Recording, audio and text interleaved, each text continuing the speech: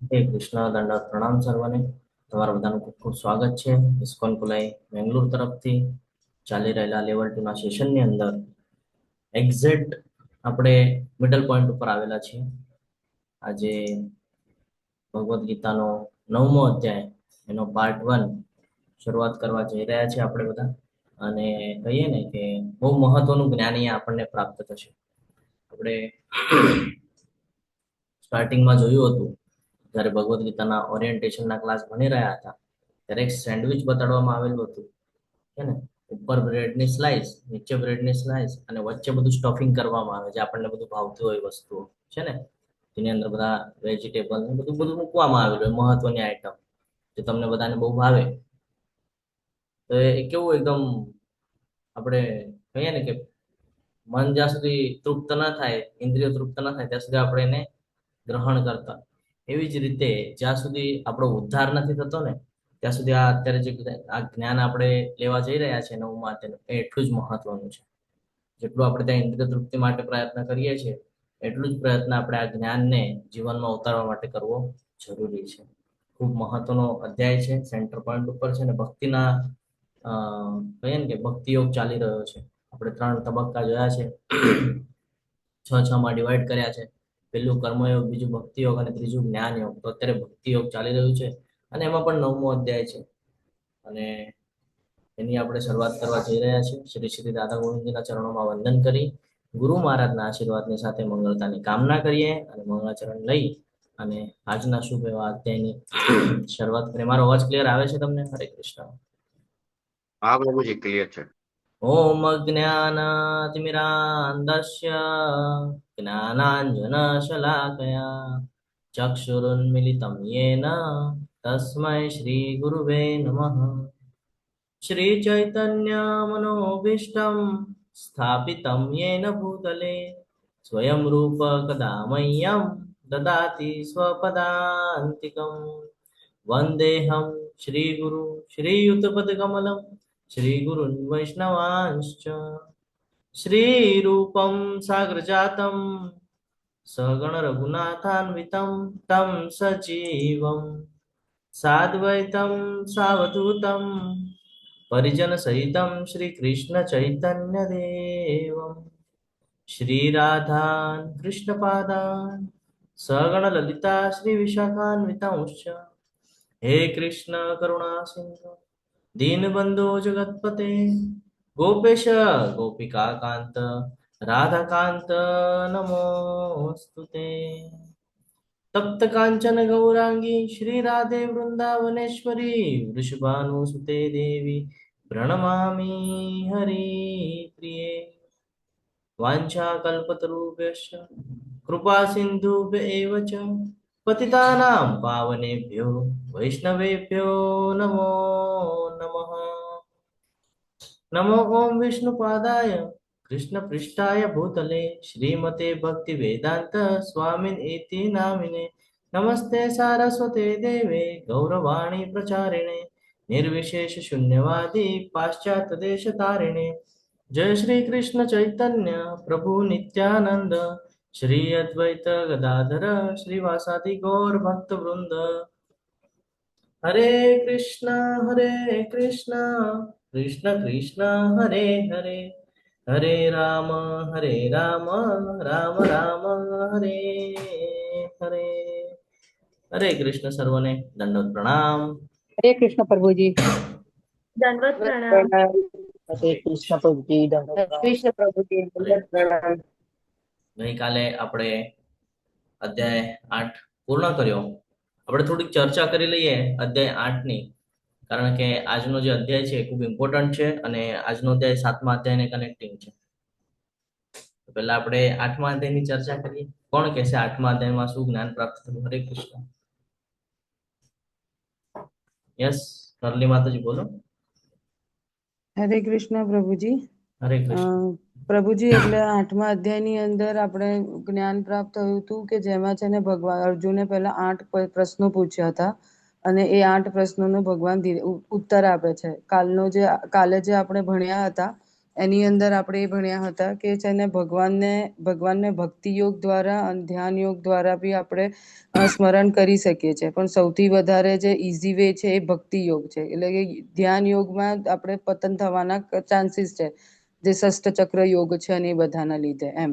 એના પછી આપણે ભગવાન એવું કીધું હતું કે જે શુદ્ધ ભક્ત હોય છે ને એ ઓલવેઝ એ નિયતરે છે ને એ મારું સ્મરણ કરતો હોય છે. પછી જે 8.15 વાળો જે શ્લોક હતો ને એમાં ભગવાને એ પણ કીધું હતું કે શુદ્ધ ભક્ત જે છે ને એનો ક્યારે બી છે ને જન્મ થતો નથી. અને 8.16 ની અંદર ભગવાને એવું કીધું હતું કે ખાલી ગૌલોકધામ સિવાય બાકીના જેટલા બી 14 લોક છે ને એ બધાની અંદર પાછો જન્મ થાય છે એમ. અને છેલ્લે પછી છે ને ભગવાનનું ધામ અને ભગવાનનું જે ધામ છે એ શાશ્વત છે, એના વિશે વાત કરી હતી. અને બધાનું જે રીતેનું જે મૃત્યુ થાય છે એ પ્રમાણે એમની કેવી રીતે ગતિ થાય છે એની બી વાત આપણે થઈ હતી. હરે કૃષ્ણ. હરે કૃષ્ણ. યસ, ધનન માતાજી. હરે કૃષ્ણ પ્રભુજી. એમાં બ્રહ્માનો એક દિવસ આપણે 4 યુગ છે મળીને એક કલ્પ થાય અને એવા 100 આવર્તન થાય, 100 થાય તે એટલું બ્રહ્માનું જીવન છે. અહીંયા ઘણા બધા બ્રહ્મા છે અને એની ઘણા બધા બ્રહ્માંડ છે અને ઘણા અલગ અલગ આયુ ને એવી રીતના છે. જે મૃત્યુ સમયે જે ભાવથી જેને યાદ કરશે એવી રીતના જેની નેક્સ્ટ ગતિ પ્રાપ્ત થશે. અને આપણને એમ થાય કે મરતી વખતે શું મને ભગવાન યાદ આવશે, તો ભગવાન એમ કે છે કે તે સતત નિરંતર ને ભક્તિમય સેવા તે કરેલી હશે તો હું તારી પાસે આવીશ. તારે મારી પાસે આવવાની જરૂર નથી. તું ભૂલી પણ ગયો તો કઈ વાંધો નહીં, હું તને યાદ રાખીશ એમ. હરે કૃષ્ણ પ્રભુજી. હરે કૃષ્ણ. ખૂબ ખૂબ આભાર માતાજી તમારા બંનેનો. આપણે એટલા માટે રિવિઝન લેતા હોઈએ છીએ કે આપણને જો ગઈકાલનું યાદ હોય ને તો પછી એના આગળનો સ્ટેજ શું છે ખબર પડે. કારણ કે તમે જો સમજવાનો પ્રયત્ન કર્યો હશે તો ભગવદ્ ગીતાની શરૂઆત થઈ ત્યારે સૌથી પહેલા ઓરિએન્ટેશનના ક્લાસમાં આપણે કર્મ સમજી ગયા છે ને, કે કોઈક ને કોઈક શ્રાપના લીધે એ લોકો આ મૃત્યુ લોકમાં આવે છે અને ત્યાંથી પોતાનો ઉદ્ધાર કરવાનો પ્રયત્ન કરે છે, ઉદ્ધાર કરે પણ છે. આપણને બધી ઘટનાઓ ખબર છે, આપણે મહાભારતને થોડું ઘણું જાણીએ છીએ, બાકીનું આપણે રીડ કરીને અથવા તો કોઈને કોઈ ક્લાસ દ્વારા જ્ઞાન અર્જિત કરવાનો પ્રયત્ન કરે છે. પણ આપણે મોસ્ટલી જોઈએ તો ભગવદ્ ગીતાની શરૂઆત જ આપણે ત્યાંથી કરી કે જે આપણને એવું જ્ઞાન પ્રાપ્ત થયું કે ભાઈ આપણે અહીંયા શા માટે આવ્યા છે. પછી બીજા અધ્યાયની અંદર આવે છે ત્યારે આપણને મહત્વનું જ્ઞાન પ્રાપ્ત થાય છે ને, જેને ગુહ્યતર જ્ઞાન કહીએ છીએ. આપણે સમજીએ કે આપણને આ 9મો અધ્યાય શું કામ સેન્ટરમાં મૂકેલો છે, જે એને પરમ ગુહ્ય જ્ઞાન કીધેલું છે. આપણે સમજવાનો પ્રયત્ન કરીએ. બહુ મહત્વનો અધ્યાય છે, ન સમજાય તો ક્વેશ્ચન કરવા વિનંતી છે, પરંતુ સમજ્યા વગર આગળ વધવાનું નથી. જો શરૂઆત કરી ત્યારે આપણને જ્ઞાન એવી રીતે પ્રાપ્ત થતું હતું કે જે આપણને પચે નહીં, પણ જેમ જેમ આપણે આગળ વધતા ગયા ને એમ એમ ડીપ નોલેજ આપણને આપતા ગયા. પહેલા આપણને આત્મા અને શરીરની વચ્ચેની કમ્પેરિઝન કરી આપી, ઇન્દ્રિય શું છે એ ખબર પડી આપી. પછી જે ઇન્દ્રિયો ઉપરથી આપણે કર્મ કરીએ છીએ એ કર્મની ડેફિનેશન આપી હતી કે ભાઈ આ રીતે કર્મ કરીએ તો આ સકામ કર્મ, આ અકર્મ, આ વિકર્મ છે ને, આ નિષ્કામ કર્મ, એવી રીતે અલગ અલગ કર્મની આપણને પ્રચિતિ એટલે ઓળખ કરાવી આપી. અને પછી ચોથા અધ્યાયની અંદર આપણને ભગવદ્ ગીતાની જે હિસ્ટ્રી છે એ હિસ્ટ્રીનું જ્ઞાન આપી દીધું કે ભાઈ આ કેવી રીતે આવ્યું અને અત્યારે તમારી પાસે કેવી રીતે ઉપલબ્ધ છે એનું આપણને જ્ઞાન કર્યું. પાછું 5મા અધ્યાયની અંદર આવ્યા તો ત્યાં કૃષ્ણ ભાવનાયુક્ત કર્મ એટલે ભક્તિમય સેવા શ્રેષ્ઠ છે એનું પાછું આપણને જ્ઞાન આપ્યું. 6ઠા અધ્યાયની અંદર આવે તો ત્યાં અષ્ટાંગ યોગનું જ્ઞાન આપી દીધું. બરાબર, કે તમે આ માધ્યમ પણ છે જેના દ્વારા તમે મારી સુધી પહોંચી શકો છો. અને આનાથી પેલા ઘણા બધા ઋષિઓએ આ માધ્યમ અપનાવેલું, જેનાથી એ લોકો મારી પાસે આવવા પ્રયત્ન કરતા હતા. એમાં પણ આપણને ખબર પડી કે ભાઈ આ અષ્ટાંગ યોગ તો આપણી માટે પોસિબલ નથી. થયું ને આપણને એવું કે આ અષ્ટાંગ યોગ પદ્ધતિ જે છે આ અઘરી છે બહુ. આ બધું છોડીને જવાની વાત કરે છે. આપણે અહીંયા આવ્યા છીએ, આ શક્તિ છે ને આ શક્તિ એટલા ફટાકથી છૂટે નહીં. એટલે પછી ભગવાને ભક્તિને આપણને વાત કરી અને 7મો અધ્યાય મૂક્યો. 7મા અધ્યાયની અંદર આપણને ભગવાનની શક્તિ વિશેનું જ્ઞાન થયું, પરાશક્તિ અને અપરાશક્તિ, જેની અંદર આપણને વિસ્તૃત વર્ણન થયું. તો આપણને ત્યાં કન્ફ્યુઝન થઈ ગયું. જ્યારે પરાશક્તિ અપરાશક્તિ આવી ને તો આપણને ત્યાં કન્ફ્યુઝન થઈ ગયું કે આ બધું ભગવાન દ્વારા જ છે અહીંયા મુકાયેલું, અને ભગવાનના સાનિધ્યમાં જ આપણે કર્મ કરી રહ્યા છીએ, માયાદેવીના પ્રભાવથી આપણે કર્મ કરી રહ્યા છીએ. તો અહીંયા આપણે કરી શું રહ્યા છીએ? કર્મ પણ એ કરાવી રહ્યા છે, માયાદેવી દ્વારા કરાવી રહ્યા છે. તો આપણે અહીંયા શું કરી રહ્યા છે, આ જ સમજવું મહત્વનું છે. અત્યાર સુધી જે જ્ઞાન આપણને પ્રાપ્ત થયું, આ બધું જ્ઞાન ભૌતિક લેવલ ઉપરનું બધું ભગવાને આપણને વિસ્તૃતમાં આપી દીધું. 7મા અધ્યાયની અંદર ભગવાન એવું જ્ઞાન આપે છે કે ભાઈ 2 પાર્ટ છે, એક ભૌતિક જગત અને એક આધ્યાત્મિક જગત. ભગવાનની 2 શક્તિ વિશે ભગવાન વર્ણન કરે છે ને, પરાશક્તિ અને અપરાશક્તિ. પરાશક્તિ એટલે જે દિવ્ય છે અને અપરાશક્તિ એટલે ભૌતિક જગત. તો અહીંયા આપણને જ્ઞાન પ્રાપ્ત થયું કે ભાઈ આપણે આ ભૌતિક જગત પૂરતા મર્યાદિત છીએ આ શરીર સાથે, પણ આપણે અહીંયા મર્યાદિત રહેવાનું નથી. આ આત્મા છે, એની જર્ની નિશ્ચિત છે. તો આત્માને એની જગ્યા ઉપર, એનું જે ડેસ્ટિનેશન છે, એનું જે હોમ ટાઉન છે, ત્યાં એને પહોંચાડવું ખૂબ આવશ્યક છે, અને એની માટે ભક્તિ કરવી જરૂરી છે. એટલે 8મા અધ્યાયની અંદર પણ આપણને અનન્ય ભક્તિ સમજાવી છે. હવે પાછા આપણે 9મા અધ્યાયમાં પ્રવેશ કરી રહ્યા છીએ. તો લગભગ અધ્યાય 7 અને અધ્યાય 9 આ વચ્ચે એક જોડાણ છે. એ શું જોડાણ છે આ આપણે સમજીએ. અધ્યાય 8માં કૃષ્ણએ સમજાવ્યું કે એક અનન્ય એટલે અમિશ્રિત ભક્ત પ્રકાશ અને અંધકારના માર્ગને વટાવી જાય છે. હવે કૃષ્ણ સમજાવશે કે આવા ભક્ત કેવી રીતે બનવું. છે ને, હમણાં આપણે જે ચર્ચા કરી કે ભાઈ અષ્ટાંગ યોગની વાત કરે છે અને ભક્તિની વાત કરે છે, તો એ બંને વિશેનું જ્ઞાન આપણને પ્રાપ્ત થયું અને એમાંથી ભક્તિ સર્વશ્રેષ્ઠ છે એક ખબર પડી. પછી અધ્યાય 8ના અંતે આપણને ખબર પડી કે ભક્તિ યોગનું શ્રેષ્ઠ સ્વરૂપ શું છે, કેવી રીતે આપણે ભક્તિ યોગમાં આગળ આવી શકીએ. અને અધ્યાય 9ની અંદર સૌથી ગોપનીય જ્ઞાન આપવામાં આવેલું છે કે ભાઈ શું કામ આ જ્ઞાન જરૂરી છે અને આ જ્ઞાન લીધા પછી શું ફરક પડે છે આપણા જીવનની અંદર. સમજો ફોર એક્ઝામ્પલ કોઈ 9મો અધ્યાય સમજી જાય અને 9મા અધ્યાયને જીવનમાં ઉતારી દે તો શું લાભ થશે એ આપણે આ 9મા અધ્યાયમાં સમજવાના છે. અધ્યાય 7 અને અધ્યાય 9ની વચ્ચે સમાનતા છે કે જ્યારે અધ્યાય 8ની અંદર કૃષ્ણ ભગવાન અને અર્જુન વચ્ચે જે સંવાદ થઈ રહ્યો છે એની અંદર જે પ્રશ્ન પૂછવામાં આવ્યા, 8 પ્રકારના પ્રશ્ન હમણાં જે તમે ચર્ચા કરી રહ્યા હતા, એ 8 પ્રશ્ન શું કામ પૂછવામાં આવ્યા ખબર છે? કારણ કે ભક્તિમાં જ્યારે તમે આગળ વધશો ને, ભક્તિમાં જેમ જેમ તમે આગળ વધશો એમ તમને ક્લિયરન્સ તો આવશે, પણ તમને કન્ફ્યુઝન પણ થતું જશે. જેમ અત્યારે જ ઘણા બધા લોકોને એવી રીતે પ્રશ્ન નિર્માણ થાય કે બધું ભગવાન દ્વારા છે, ઓકે, આ બધું ભગવાન કરાવે છે, હા ભગવાનની શક્તિ દ્વારા થાય છે, તો આપણે શું કામ કઈ કરવું જોઈએ, બધું ભગવાન તો કરાવે છે. આવું થાય ને. અથવા તો ઘણા બધાને એવા પ્રશ્ન થાય કે ભગવાન બધી જગ્યાએ છે, તો કે હા બધી જગ્યાએ છે. કણ કણમાં છે, તો કે હા કણ કણમાં છે. તો પછી શું કામ ટેમ્પલમાં જવાનું, તો અહીંયા જ બેસીને કરીએ ને આપણે બધું. સમજાઈ રહ્યું છે? અને કોઈ વાર કોઈ કામ થઈ જાય તો કે મેં નથી કર્યું, ભગવાને કર્યું. કેમ? તો કે ભાઈ મારા હૃદયના અંદર ભગવાન બેસેલા છે, એવું ભગવદ્ ગીતા કહે છે. આવી તર્ક વિતર્કો ચાલુ થઈ જાય છે. સત્યતા શું છે સમજવાનો પ્રયત્ન નથી કરતા. ઘણા લોકો નિર્વિશેષ બ્રહ્મની ઉપાસના કરે છે, એ લોકો પણ તર્ક વિતર્ક કરે છે. એ લોકો પણ કહે છે ભાઈ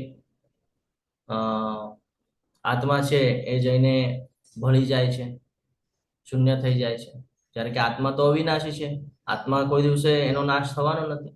તો એટલા માટે આ જ્ઞાન બહુ જરૂરી છે કે 7મા અધ્યાયમાં જે ભગવાન એમની શક્તિનું વર્ણન કરે છે ને, એ પછી ભક્તિનું વર્ણન કરે છે. આ ભક્તિને જાણવું ખૂબ જરૂરી છે. તો એક સાઈડના મુદ્દા તરીકે જોઈ શકાય છે આપણે એને કે 8મા અધ્યાયમાં જે મુદ્દા મૂકવામાં આવ્યા, જે 8 પ્રશ્ન મૂકવામાં આવ્યા, એટલા માટે ઇમ્પોર્ટન્ટ છે કારણ કે 9મા અધ્યાયનું જ્ઞાન ત્યારે જ આપણે પ્રાપ્ત કરી શકશું જ્યારે આપણને ખબર હોય. જ્યારે આપણે 1st થી 10th સુધી જવું હોય તો આપણને 1st, 2nd, 3rd, 4th, 5th, 6th આ બધું જ્ઞાન હોય ત્યારે આપણે 10thમાં જઈ શકીએ છીએ. બરાબર ને? હું તમને ડાયરેક્ટ તમે 1stમાં હો અને તમને આલ્ફા થીટા ને બધું કહેવામાં આવે તો તમને સમજાય? તો પ્રભુ આ શું છે, આ કાંઈ સમજાતું નથી. તમારે સ્ટેપ બાય સ્ટેપ જોવું પડે છે. એવી જ રીતે આ જ્ઞાન છે. બીજું મહત્વનું એટલે આ જ્ઞાન શું કામ મહત્વનું છે? તો આ જ્ઞાન બધાથી અલગ છે, બધાથી અલગ જ્ઞાન છે. ભૌતિક જગતમાં આપણે જે જ્ઞાન પ્રાપ્ત કરીએ છીએ ને એનાથી અલગ જ્ઞાન છે. કેમ અલગ છે?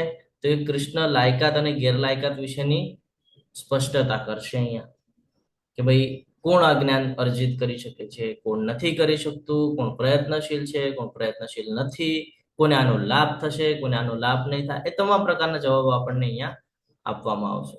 પછી ઐશ્વર્ય જ્ઞાન, કૃષ્ણનો અચિંત્ય ભેદ અભેદ, જે આપણે આનાથી પહેલા પણ સાંભળેલો છે અને આપણે આના ઉપર દર વખતે પ્રશ્ન થાય છે નિર્માણ, અચિંત્ય ભેદાભેદ ઉપર દર વખતે આપણને પ્રશ્ન નિર્માણ થાય. જ્યારે ભગવાન કહે છે કે આ બધું મારામાં છે, હું તેમનામાં નથી, તો આપણને ક્વેશ્ચન નિર્માણ થાય કે ભાઈ પ્રભુ, ભગવાને તો એમ કીધું ને કે ભાઈ હું તો કણકણમાં છું, તો ભગવાન એમ કેમ કહે છે કે ભાઈ હું તેનામાં નથી?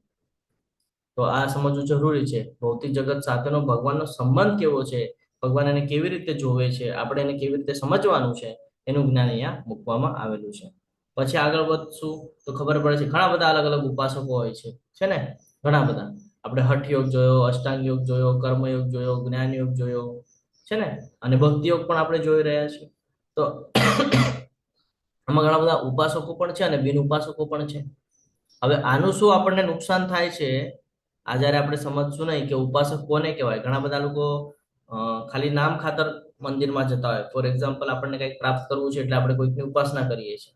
તો આપણે શું કરીએ, આદતો જોઈ હશે તમે કે સવારે ઉઠે મંદિરમાં જાય, આમ દર્શન કરે નીકળી જાય. જોયું છે? આનો શું હેતુ? હેતુ જ નથી ને એની પાછળ કઈ, કે તમે શા માટે એની ઉપાસના કરો છો, શા માટે. તો એ જાણવું જરૂરી છે. કેવી રીતે કરો છો, કયા ભાવથી કરો છો. જ્યારે કે ભગવાને આપણને કીધું છે પત્રમ પુષ્પમ ફલમ તો એમ મે ભક્ત પ્રયચ્છતિ. અને આ જ માધ્યમથી જ્યારે ઘણા બધા ઋષિઓ છે એ લોકોએ ખૂબ લાભ લીધેલો છે ને પોતાની મુક્તિ કરી લીધેલી છે. આના અસંખ્ય ઉલ્લેખ આપણને શ્રીમદ ભાગવતમમાં પ્રાપ્ત થઈ જાય છે. અલગ અલગ માધ્યમથી થાય છે. શ્રીમદ ભાગવતમ છે, પછી વિષ્ણુ પુરાણ છે, પદ્મ પુરાણ છે, આની અંદર પણ ઉલ્લેખ છે ઘણી બધી. એની અંદર આપણને આ જ્ઞાન પ્રાપ્ત થાય છે કે ભાઈ શું ફાયદો છે જ્યારે ભગવાનના આપણે વધારે નજીક જઈએ છીએ તો. અને કૃષ્ણ ભક્તિનો સર્વોચ્ચ ઉદ્દેશ એ આપણને ખબર પડે છે. અને લાસ્ટમાં કૃષ્ણની સિદ્ધિ ભક્તિ કરવાની ભવ્યતા. આ પ્રમાણે આ જે અધ્યાય છે એ અધ્યાય ચાલવાનો છે. અને સૌથી ગુહ્યતમ એવું જ્ઞાન કહીને આપણે એકદમ ગુપ્ત જ્ઞાન છે જે આપણને અહીંયા પ્રાપ્ત થશે. કૃષ્ણ વિશે સાંભળવું લાયકાતો અને ગેરલાયકાતો.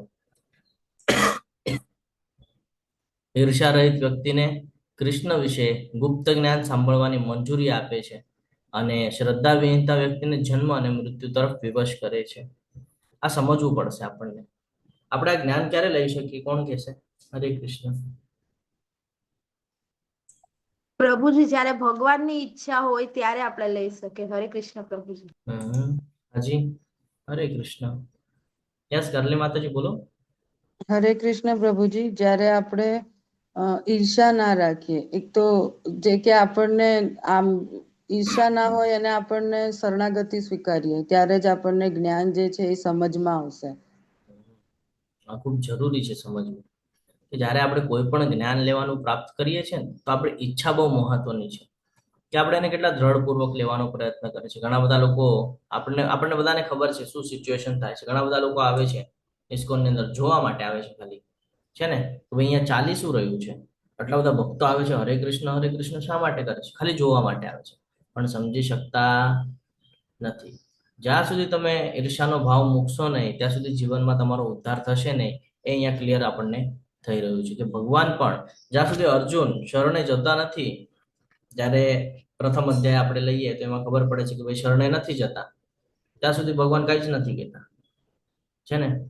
જ્યારે કાર્પણ્ય દોષો વાળો શ્લોક આપણે સમજીએ છીએ તો ખબર પડે છે કે ભાઈ અર્જુન હવે એવી સ્થિતિમાં જાય છે કે ભાઈ હવે તમે મારા ગુરુ છો, હું તમારો શિષ્ય છું, હવે મારી માટે કલ્યાણકારી હોય એ જ્ઞાન મને આપો.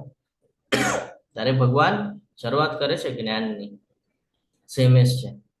જ્યાં સુધી આપણે ભગવદ્ ગીતાને સમજશું નહીં, વાંચશું નહીં, ક્લાસ અટેન્ડ નહીં કરીએ, ભક્તિમાં જ્યાં સુધી નહીં આવીએ ત્યાં સુધી આપણે આ બધું સમજી શકવાના નથી. તમે ગમે એટલી ભગવદ્ ગીતા તમે 10 વાર વાંચી લો, 15 વાર વાંચી લો, નહીં ખબર પડે.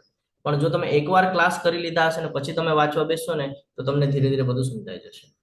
એટલા માટે આ બધા સ્ટેજ આપેલા છે અને અલગ અલગ પ્રકાર પણ છે નવદા ભક્તિના, એ પણ આપણે સમજશું. એનાથી આપણને શું જ્ઞાન પ્રાપ્ત થાય છે.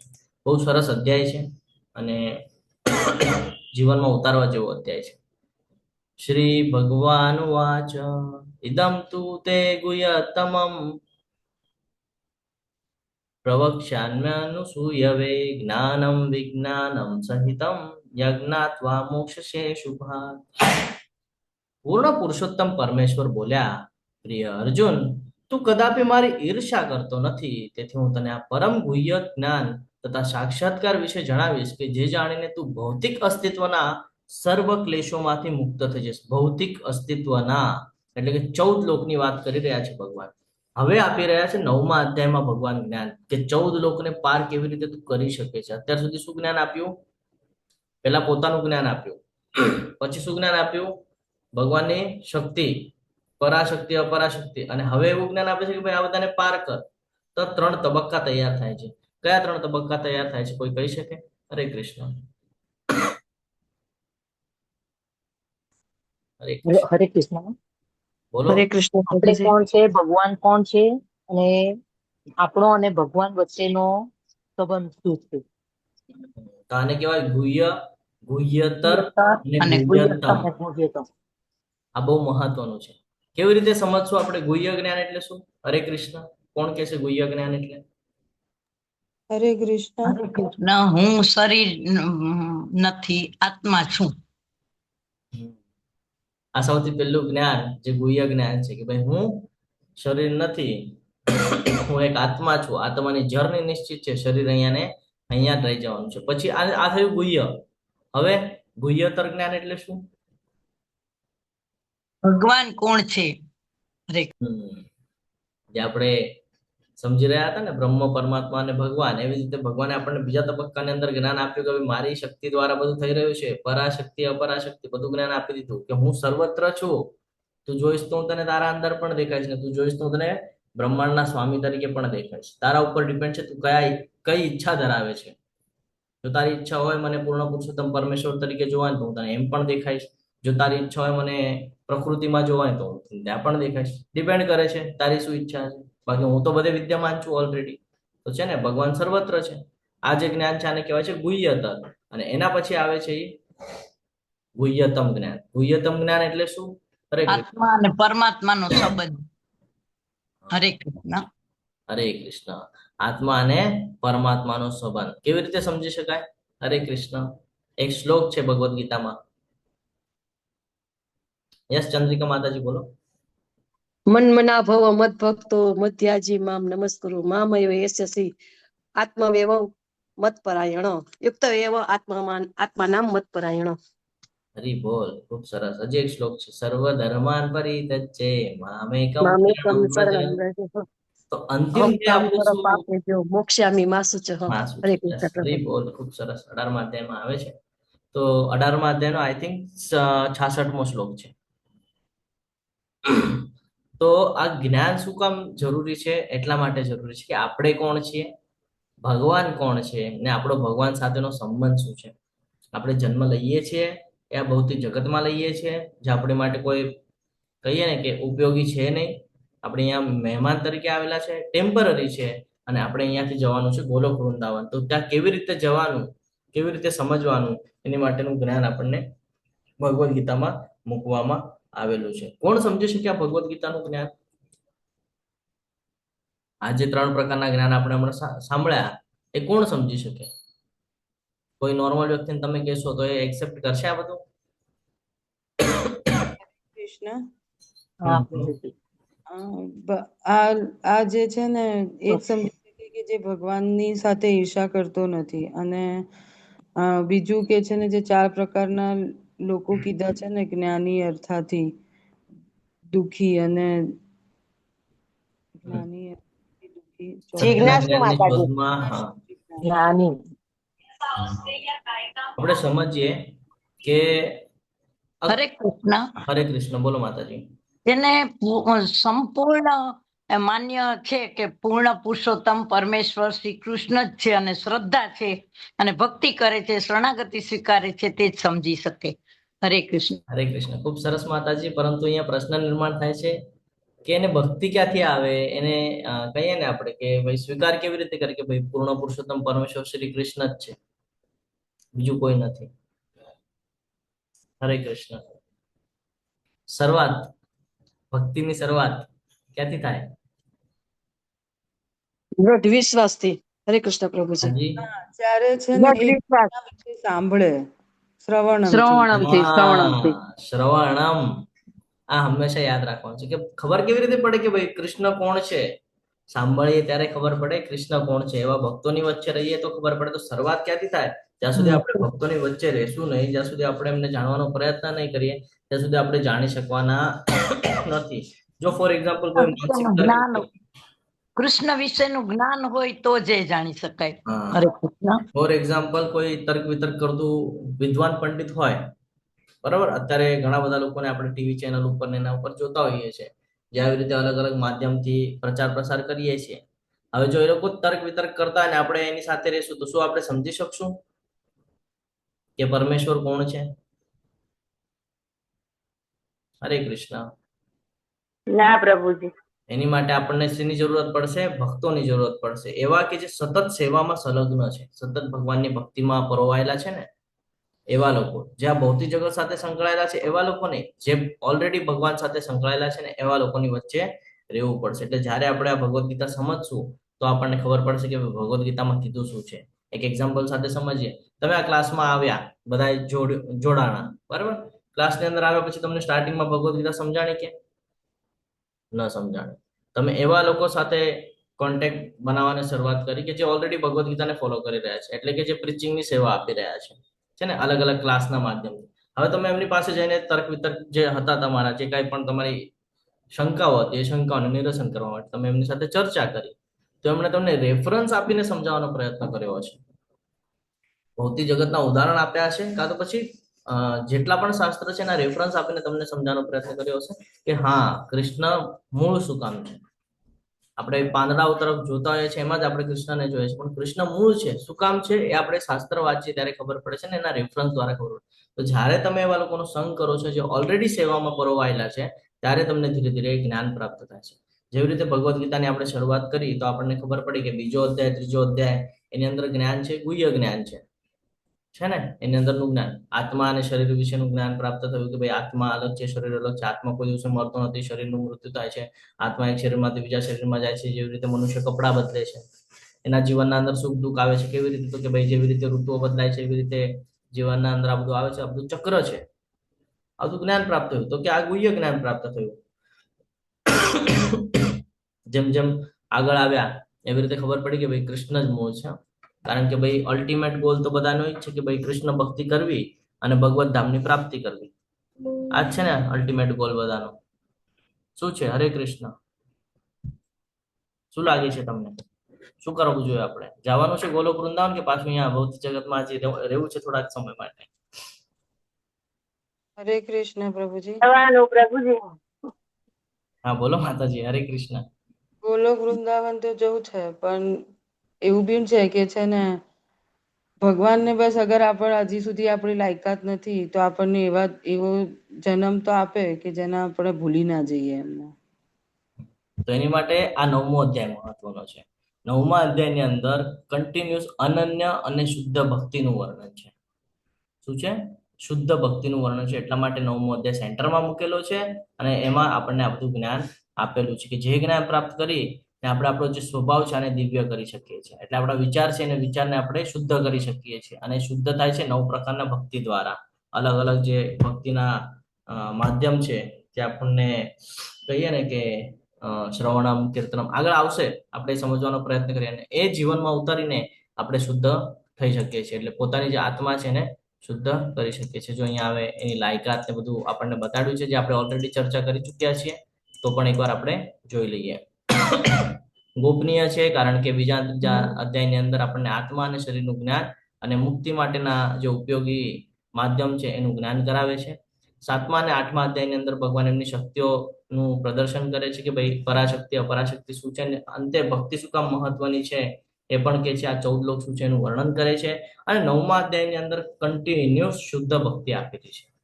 આ શુદ્ધ ભક્તિ શું છે એ જાણી એને જીવનમાં ઉતારી અને તમે ભગવત ધામની પ્રાપ્તિ કરી શકો છો.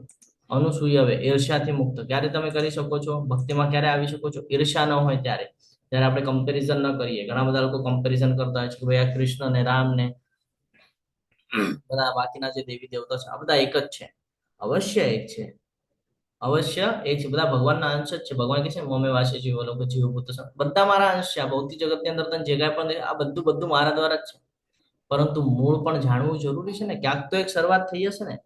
આપણે જ્યારે સાયન્ટિસ્ટોને સાંભળીએ છીએ તો એ લોકો કહે છે કે ભાઈ એક મોટો સ્ફોટ થયો અને પછી આ પૃથ્વીનું નિર્માણ થયું. એવી રીતે આપણે સાંભળ્યું છે. એવું જ સાંભળ્યું છે ને? હરે કૃષ્ણ.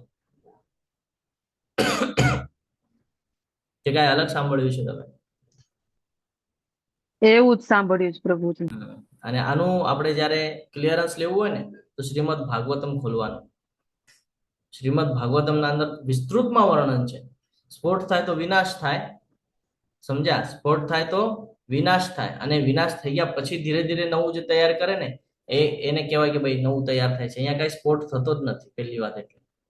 અહીંયા ભગવાન કે છે જ્યારે બધું નાશ પણ પામે છે ને ત્યારે અવ્યક્ત રૂપમાં બધું વ્યાપ્ત છે.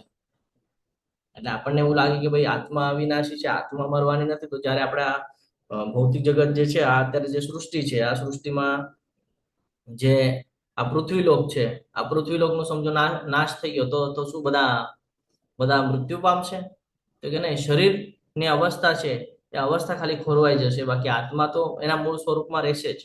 આત્મા કોઈ દિવસે નષ્ટ થવાની નથી. તો આ બહુ મહત્વનું છે. આ જ જ્ઞાન આપણે લેવાનું છે અને આ જ્ઞાનને સમજીને આપણું જે કર્તવ્ય છે, આપણો જે ધર્મ છે, એ ધર્મ શું છે એ જાણી અને આગળ વધવું ખૂબ જરૂરી છે. તો આને કીધું છે શિક્ષણનો રાજા, કીધું છે રાજવિદ્યા. અત્યાર સુધી આપણે જે કાંઈ પણ જ્ઞાન લેતા હતા, બધું જ્ઞાન કેવી રીતે લેતા હતા આપણે? આનાથી પહેલા જયારે આપણે ભગવદ્ ગીતામાં જોડાણા નહોતા તો આપણે કયું જ્ઞાન લેતા હતા? ભૌતિક જ્ઞાન. હા, સ્કૂલમાં આપણે જઈએ, કોલેજ કરીએ. હવે પોતાને જ પ્રશ્ન પૂછજો. બધાએ પોતાને પ્રશ્ન પૂછવાનો છે જે અત્યાર સુધી તમે સ્કૂલ કોલેજમાં ભણ્યા, બરાબર, એનાથી તમને કેટલો લાભ થયો?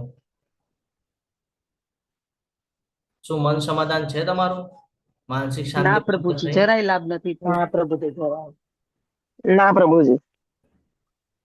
તમે કેટલા પણ જગ્યાએ જશો એટલે કઈ પણ યુનિવર્સિટી, મોટી મોટી યુનિવર્સિટી ને બધું આપણને જોવા મળે છે, પણ એમાં જે જ્ઞાન આપવામાં આવે છે ને એનાથી મનની શાંતિ કોઈ દિવસે પ્રાપ્ત થતી નથી. એમાં બધું શીખવાડે છે, પૈસા કેમ કમાવા, હા, અને બાકીની બધી ભૌતિક જગતના જે ઉપાય યોજનાઓ છે, આ બધું શીખવાડવામાં આવે છે. આ બધું ઓલરેડી મનુષ્ય ન પણ શીખે ને તો પણ એને આવડે છે. ન પણ શીખે તો પણ એને આવડે છે. ફોર એક્ઝામ્પલ, જન્મ થાય છે, ચાલતા આવડે છે, બોલતા આવડે છે, પ્રકૃતિનો નિયમ બનાવીને આપ્યો છે ને, થવાનું જ છે.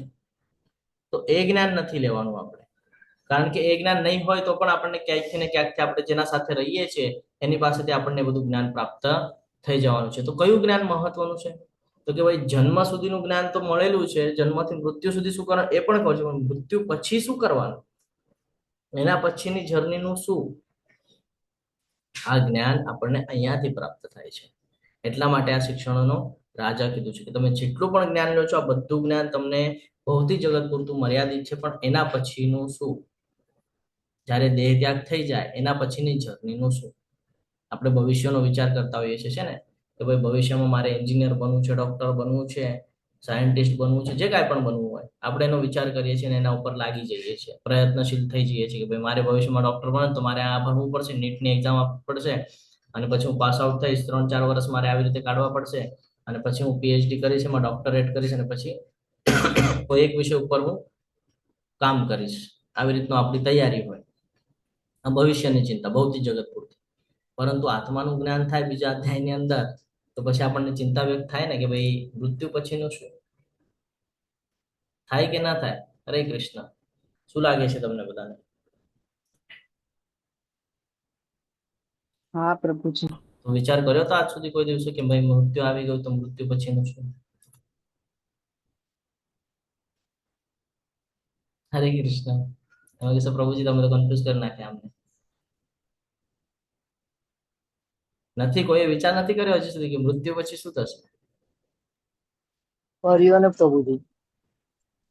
હરી બોલ, બોલો. હજી ક્વેશ્ચન? પ્રભુજી બધાને ખબર જ છે હા, પાછા આવવાનું છે. હા. કર્મ એટલા બધા કરેલા છે, બધા સાથે એટલા બધા સંબંધો છે, એટલે એ પાછા આવવું જ પડશે. પણ ભગવાન અહીંયા આપણને ખૂબ સરસ રીતે જ્ઞાન આપી રહ્યા છે કે તમે આનાથી મુક્તિ પ્રાપ્ત કરી શકો છો. કેવી રીતે? તો કે યોગ્ય શ્રવણ દ્વારા. જ્યારે તમે એવી રીતે વિચાર કરી લેશો કે ભાઈ મારે હવે મારા આગળના જર્નીનો વિચાર કરવો છે, ભૌતિક જગતમાં તો હું આવી ગયો છું, પણ હવે મારે એનાથી આગળનો વિચાર કરવો છે, તો એની શરૂઆત થાય છે શ્રવણમ. સૌથી પહેલું પગથિયું છે આ ભક્તિનું, શ્રવણમ. જ્યારે આપણે સાંભળીએ છીએ ત્યારે આપણને કંઈક ને કંઈક અંદર ઈચ્છાઓ તૈયાર થાય છે, અને પછી આપણે એના ઉપર કર્મ કરવાનું ચાલુ કરીએ છીએ, અને પછી ભૌતિક અસ્તિત્વની જેટલી પણ મુશ્કેલી છે, જે દુઃખ છે, હા, ચિંતા છે, એનાથી મુક્તિ મળે છે આપણને. કેમ? કારણ કે આપણે ભગવાન વિશેનું જ્ઞાન પ્રાપ્ત કરીએ છીએ અને ભગવાનના ભક્તિમાં આપણે પોતાને વ્યસ્ત કરીએ છીએ. એટલે આ જ્ઞાન બહુ મહત્વનું છે. વૈદિક સાહિત્યનું જ્યારે આપણે અધ્યયન કરીએ છીએ તો એમાં પણ આપણને આ બધું જ્ઞાન આપેલું છે. પદ્મપુરાણ તમે વાંચો ને તો પદ્મપુરાણની અંદર ડિટેલ્સમાં વર્ણન છે કે ભાઈ પાપ કર્મ કરે છે એનું ફળ કેવી રીતે મળે છે. આપણને એવું થાય કે ભાઈ હમણાં મારી સાથે કોઈ ઘટના ઘટિત થઈ ગઈ અને એ ઘટના સમજો આપણે વિચાર કરીએ કે ભાઈ મારી સાથે જ કેમ ઘટિત થઈ, મેં ક્યાં કોઈનું કઈ ખરાબ કર્યું છે. હા સુરભી માતાજી બોલો. હરે કૃષ્ણ. પ્રભુજી, આ બધા જે પુરાણો ને ઉપનિષદો વાંચવાના હોય તો સૌથી પહેલા હવે અમને તો એટલું બધું જ્ઞાન નથી, તો સૌથી પહેલા એટલે ક્યાંથી શરૂઆત કરવી? ભાગવતમથી કરવી કે પછી કંઈક બીજું? સૌથી પહેલા ભગવદ્ ગીતાથી. સૌથી પહેલા શ્રીમદ ભગવદ્ ગીતા અને પછી શ્રીમદ ભાગવતમ, આ બે પણ તમે કરી લ્યો ને કમ્પ્લીટ તો તમને બધું જ્ઞાન આવી જશે, કારણ કે રેફરન્સ ની અંદર એ બધું મૂકેલું છે. તો પદ્મપુરાણ નો ઉલ્લેખ હું એટલા માટે કરું છું કે આપણને એ જ બીક હોય કે પાપ અને પુણ્ય, પાપ અને પુણ્ય, આપણને એ જ બીક હોય જ્યારે આપણે આધ્યાત્મિક નોલેજ લઈએ છીએ ત્યારે. તો એમાં પણ આપણને પદ્મપુરાણની અંદર ઉલ્લેખ કરવામાં આવેલો છે કે પાપની જેટલી પણ પ્રતિક્રિયા છે ને એનું ફળ આપણને મળે છે. ભલે આપણે અત્યારે ન કર્યું હોય કોઈ સાથે ખરાબ, પાછલા જન્મમાં ખરાબ કર્યું હોય છે ને એનું ફળ આપણને મળે છે. ફોર એક્ઝામ્પલ સાથે હું તમને સમજાવું. આપણે એકદમ આરામથી જવાના છીએ, આપણે ફાસ્ટ નથી લેવું આ અધ્યાય, ભલે 3 દિવસ લાગે ચાલશે પણ સમજવું જરૂરી છે. કોઈ એક બીજ વાવી દો છો તમે, બરાબર? બીજ વાવી દીધું, તરત તમને ફળ મળી જાય છે કે શું થાય છે? સમય લાગે છે ને. બીજમાંથી અંકુર ફૂટે, હા, ધીરે ધીરે પછી એ મોટું થાય, પછી એને પાંદડા આવે, હા, ફૂલ આવે, પછી ફળ આવે. હવે ક્યારેક ક્યારેક થાય એવું છે કે તમે એક એક્ઝામ્પલ સાથે હું તમને કહું, અત્યારે જે તમારા ઘરની બહાર કોઈ ઝાડ હોય, કોઈ વૃક્ષ હોય, સમજો આંબો, અત્યારે હવે આંબાની સિઝન છે, આપણે આંબાનું ઉદાહરણ લઈએ. આંબો વાવેલો છે તો શું એ તમે જ વાવ્યો છે ને તમને જ ફળ મળે છે? ક્યારેક ક્યારેક એવું થાય ને કે તમારા પૂર્વજો એટલે તમારા દાદા છે, તમારા પિતાજી છે, એમણે કોઈએ લગાડ્યો હશે અને ના ફળ તમે ખાઈ રહ્યા છો. થાય છે એવું? હરે કૃષ્ણ. સાંભળ્યું છે એવું? જોયું છે? હા પ્રભુજી. આજીવન છે, હા પ્રભુ. આજીવન છે. તમે જે પ્રવૃત્તિ કરો છો ને એનું ફળ તમને એ ન કે એના પ્રકારે એને મળવાનું જ છે. તમારા પેઢી દર પેઢીએ ચાલવાનું જ છે. એટલે જે કાંઈ પણ કરો બહુ વિચારપૂર્વક કરવાનું છે. આપણે ત્યારે પણ શું કરીએ છીએ, વિચાર કરતા નથી અને પછી કહે છે ભાઈ આવું જ કેમ થયું મારી સાથે? પાછલા જન્મના જે કાર્મિક રિલેશન છે ને એ અત્યારે તમે ભોગવી રહ્યા છો. તમારી સાથે જે ઘટના થઈ રહી છે ને એટલા માટે થઈ રહી છે. એવી જ રીતે સારી બાબતો માટે પણ છે. જ્યારે તમે પાછલા જન્મમાં કોઈ કેવા કર્મ કરેલા છે, ભગવાન કૃષ્ણ વિશેનું જ્ઞાન પ્રાપ્ત કર્યું એટલે તમને અત્યારે ભગવદ્ ગીતા પ્રાપ્ત થઈ ગઈ. નહીં તો કરોડો લોકો છે અહીંયા, કેમ બધા નથી સમજી શકતા? કેમ બધા આવી નથી શકતા? કેમ આટલા 30-37 જણા છે એટલાને જ કેમ અહીંયા અવેલેબિલિટી છે, બાકીનાઓને કેમ નથી? જ્યારે કે ગ્રુપની અંદર 100 ને 200 ને એટલા લોકો ત્યાં દેખાઈ રહ્યા છે આપણને વોટ્સઅપ ગ્રુપની અંદર, પણ કેમ નથી આવતા? રીઝન આ છે કે આટલાઓને જ ઓથોરિટી છે કે તમે પાછલા જન્મમાં જે કાંઈ કરેલું છે અત્યારે તમને મળી રહ્યું છે. તો આ હંમેશા ધ્યાનમાં રાખવાનું છે. તમે આ જન્મની અંદર જેટલી પણ ભક્તિ કરશો એ કેરી ફોરવર્ડ થશે આવતા જન્મ માટે.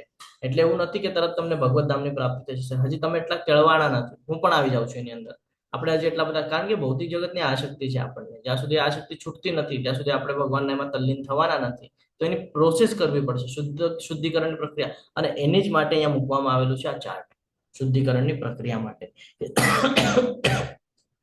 કે જેની અંદર ક્રમ વાઇઝ આપણે સમજવાનો પ્રયત્ન કરીએ તો શ્રવણમથી શરૂઆત થાય છે.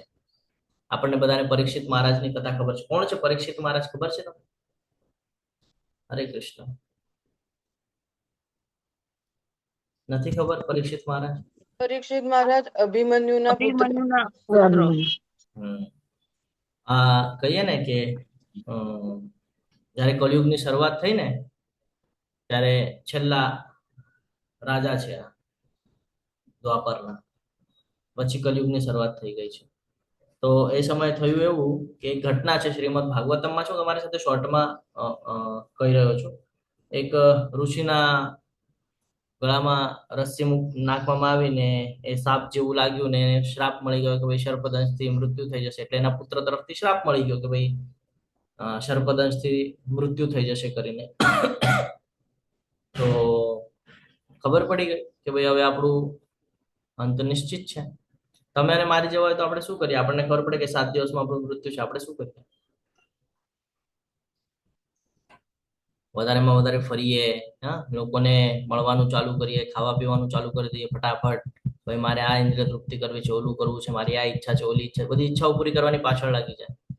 જ્યારે કે અહીંયા આપણે જોઈએ તો એમને શું કર્યું ખબર છે?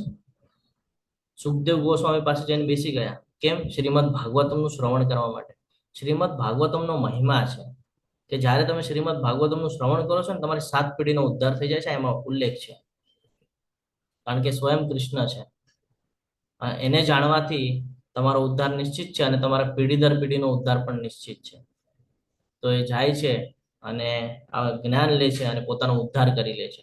આપણે પણ જીવનની અંદર ભૌતિક જ્ઞાન બહુ પ્રાપ્ત છે, પણ આધ્યાત્મિક જ્ઞાન બહુ જરૂરી છે. કારણ કે ઉદ્ધાર આ જ આપણો અલ્ટિમેટ ગોલ હોવો જોઈએ. દીપ્તિ માતાજી બોલો. હરે કૃષ્ણ.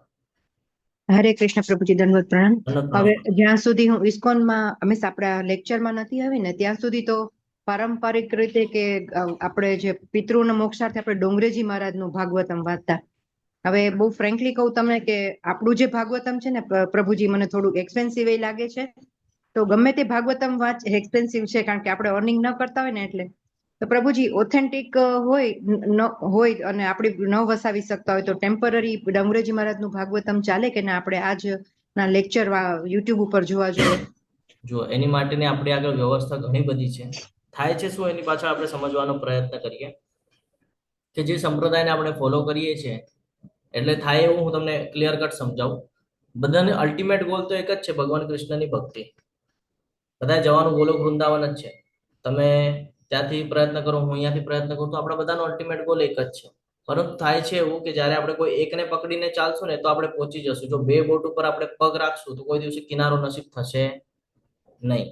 અને દરેક સંપ્રદાયની અંદર એવું છે. દરેક સંપ્રદાયની અંદર, હું કોઈ સંપ્રદાયને નામ નથી મૂકતો કે કોઈ સંપ્રદાય વિશે કાંઈ એવું વિચારણા નથી રાખતો, એવી ભાવના નથી રાખતો, પરંતુ હું તમને સમજાવવાનો પ્રયત્ન એ કરું છું કે ફોર એક્ઝામ્પલ કોઈ પણ સંપ્રદાય હોય, જો હું એનું પણ ફોલો કરતો હોઉં અને હું આ પણ ફોલો કરતો હોઉં, તો ત્યાંના વિચારો થોડા અલગ હોય. ગોલ તો એક જ હોય કે ભાઈ ભગવત ધામની પ્રાપ્તિ, પણ થોડા વિચારો અલગ હોય. જેમ કે ઘણી બધી માર્કેટમાં ભગવદ્ ગીતાઓ છે. આપણે શું કામ એઝ ઇટ ઇઝ ને ફોલો કરીએ છીએ? કારણ કે એની અંદર ગુરુ શિષ્ય પરંપરા આવેલી છે, એટલે આપણે એને ફોલો કરીએ છીએ. નહીં તો માર્કેટમાં તો ભગવદ્ ગીતા ઘણી બધી છે. સેમ એ શ્રીમદ ભાગવતમ બી ઘણી બધી જગ્યાએ છે. તમે હમણાં જેમ ઉલ્લેખ કર્યો કે ડોંગરેજી મહારાજની શ્રીમદ ભાગવતમ છે, આપણા શ્રીલ પ્રભુપાદજી દ્વારા પણ શ્રીમદ ભાગવતમ છે. તો શું થશે ને, તમે અડધું અહીંયાનું અડધું ત્યાંનું લેવાનું, તો તમે કન્ફ્યુઝ થઈ જશો. સમજી રહ્યા છો? તો કન્ફ્યુઝન આવશે ને તો પાછા ક્વેશ્ચન તમને તૈયાર થશે. અને ક્યાંક એવું થાય કે ભાઈ આપણી એક મેન્ટેલિટી છે કે જો આપણા ઉપર વધારે પ્રેશર આપવામાં આવે ને મગજ પર, તો આપણે વિષયને ત્યાગી દઈએ છીએ. હા પ્રભુજી, એવું થાય છે. બરાબર, આપણે વિષયને ડાયરેક્ટ ત્યાગી દઈએ છીએ કે ભાઈ આમાં તો આમ કીધું છે, એમાં તો એમ કીધું છે. જ્યારે તમે શાસ્ત્રો વાંચશો તો શાસ્ત્રની અંદર તમે જોશો તો પદ્મ પુરાણની અંદર અમુક જગ્યાએ ઉલ્લેખ છે વિષ્ણુ ભગવાન વિશે, અને અમુક જગ્યાએ શિવજીના એમાં પણ અમુક જગ્યાએ ઉલ્લેખ છે. ત્યાં કદાચ એવું તાર્કિક થઈ શકે કે ભાઈ શિવજી એક સાઈડ કે છે કે હું વિષ્ણુની આરાધના કરું છું, આરાધના સર્વેશમ વિષ્ણુ આરાધના પરમ, અને એક સાઈડ શિવજી કે છે હું રામની આરાધના કરું છું. તો અલ્ટિમેટ તો બે એક જ છે ને. રામ અને કૃષ્ણ કોઈ અલગ નથી, વિષ્ણુ કોઈ અલગ નથી, છે તો એક જ. પણ આટલું સ્ટેટમેન્ટના લીધે લોકો તર્ક વિતર્ક કરવાનું ચાલુ કરી દે છે કે ભાઈ એમાં તો એમ કીધું છે. સમજ્યા? એટલે એક જ બોટ ઉપર બેસેલા હશો ને તો કિનારો બરાબર મળી જશે, પણ 2-3 બોટ ઉપર આપણે જો પગ રાખશું ને તો કન્ફ્યુઝન થશે. કાં તો આ બોટ વધારે આગળ જતી હશે, કાં તો ઓલી જતી હશે, તો આમાં પડી જવાનો ચાન્સ હોય છે. અને જ્યારે આપણા મન ઉપર બહુ પ્રેશર આવી જાય છે ને, મગજ ઉપર, ત્યારે આપણે એ વિષયને ત્યાગી દઈએ છીએ કે ભાઈ મારાથી નથી થતું. જ્યારે આપણે ભક્તિમાં પણ આવે છે, આપણને કહેવામાં આવે કે ભાઈ માળા કરો, તો પહેલા આપણે 1 માળા કરતા, 4 માળા કરતા, પછી જ્યારે ભક્તિ શાસ્ત્રીમાં આવે તો ખબર પડે ભાઈ 16 માળા કમ્પલસરી છે. તો આપણને પછી આમ ચિંતા થવા માંડે, અરે 16 માળા કઈ કરાતી હશે, આટલી બધી થાય. સમજી રહ્યા છો? હરે કૃષ્ણ. હા પ્રભુજી, યસ, એટલા માટે સાંભળો પ્રભુજી, આ એટ પ્રેઝન્ટ તો દાખલા તરીકે આપણે વસાવી ન શકતા હોય, બરાબર, આપણે કોક ઉપર ડિપેન્ડન્ટ હોય અને આ તે, તો ખાલી લેક્ચર સાંભળીએ તો ચાલે ને? યસ માતાજી, લેક્ચર ચાલે તો સાંભળે. પ્લસ એવા ભક્તો પણ છે જે ઈચ્છા ધરાવતા હોય છે કે મારે ગિફ્ટ કરવું છે ને, તો ત્યારે એવી ઓપોર્ચ્યુનિટી આવે તો ત્યારે સાધી લેવાની છે. ત્યારે પછી આપણે મનમાં શંકા નથી લાવવાની કે ભાઈ કેવી રીતે માંગવું. આપણને ખબર પડે કે કોઈ ભક્તની ઈચ્છા છે, એ દેવા માંગે છે, તરત આપણે કહેવાનું છે કે ભાઈ હું ઈચ્છુક છું, મારે જોઈએ છે. હા, એટલે ઉર્મિલા માતાજી એને મને સહકાર આપ્યો હતો, એટલે એને કહ્યું હતું કે જયારે પોસિબલ બનશે ને ત્યારે એમને વસાવી દેશું. એટલે બસ આ જ ક્લિયર કરવું હતું પ્રભુજી. હરે કૃષ્ણ. તો અહીંયા પરીક્ષિત મહારાજનું ઉદાહરણ આપણે લીધું. એવી જ રીતે સુખદેવ ગોસ્વામી છે ને, એમને પણ ગર્ભની અંદર જ જ્ઞાન હતું. એ તો કહે કે ભૌતિક જગતમાં આવવા નહોતા માંગતા. જ્યારે વેદવ્યાસજી કહી રહ્યા હતા તો કે ભાઈ ના, એ કે મારે આ માયાદેવીના ચક્કરમાં નથી આવતો, એને પછી સમજાવે છે કે ભાઈ હું છું ને, તું શું કામ ચિંતા કરે છે? તો કે તમે ઓલરેડી માયાના ચક્કરમાં છો, તમે લગ્ન કરેલા છે, તમે ઓલરેડી માયાના ચક્કરમાં છો, તમે મને ક્યાં બચાવવાના? પછી ભગવાનને બોલાવવામાં આવે છે, ભગવાન કહે છે કે આ તારા ઉપર પ્રભાવ નહીં પડે. ત્યારે તો જેવા ગર્ભમાંથી નીકળે છે તરત ભાગી જાય છે જંગલમાં સુખદેવ ગોસ્વામી. કથા વાંચજો, ભાગવત આપણે બધું વાંચજો, એની અંદર આવે છે. તો આ બહુ જરૂરી છે. એક નાનું એક એક્ઝામ્પલ સાથે હું તમને સમજાવું. તમે નારદજી ની વિશે ઘણું સાંભળ્યું હશે. શું સાંભળ્યું છે તમે નારદજી વિશે? હરે કૃષ્ણ પ્રભુજી બહુ વિદ્વાન હતા, અનેક વેદોનું જ્ઞાન, અનેક કલાઓનું જ્ઞાન, સાહિત્ય સંગીતનું જ્ઞાન, આટલું ખબર છે. અને એક એમનું નેગેટિવ પોઈન્ટ એ ખબર છે કે અહીંની મતલબ કે ગોસિપ બહુ કરતા એવું ખબર છે. હરે કૃષ્ણ. યસ કાર્લી હરે માતા. એકવાર છે ને ભગવાન વિષ્ણુની માયાથી એમને પણ મેરેજ કરવાનું ઓલું થયું હતું. એ સ્વયંવરમાં જવા માંગતા હતા તો એ વિષ્ણુ ભગવાનને એમ કે છે કે મને તમારું મુખ આપો એમ. એટલે પછી એને બંદરનું મું આપી દે છે અને પછી એમને શ્રાપ મળે છે ને હું આ માયાનું પ્રભાવના લીધે હું આ કહેવા માંગુ છું. હરે કૃષ્ણ. ઓકે, હરી બોલ. યસ હરે કાર્લી કૃષ્ણ. માતાજી. હરે કૃષ્ણ. હરે કૃષ્ણ. બોલો માતા. નારદજી છે એ દાસી પુત્ર છે હરી હતા. બોલ. એટલે પહેલી વખત તો એ ગૌશાળામાં એની માતા છે અને એ વિધવા હતી. તો એ બાળક નારદજીને મોટા કરવા માટે ગૌશાળામાં કામ કરે છે, ત્યાં જ રહે છે. અને એક વખત એને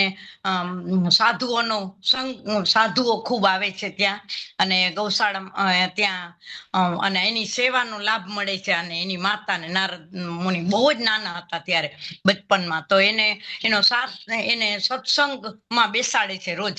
તો ભક્તોના સંગને લીધે નારદજીમાં પરિવર્તન આવી જાય છે. અને એ એની માતાને કહે છે કે મને આ લોકો જાય છે ને એના ભેગું જવું છે. તો કે જવાય નહીં તો મારું શું થાય કે.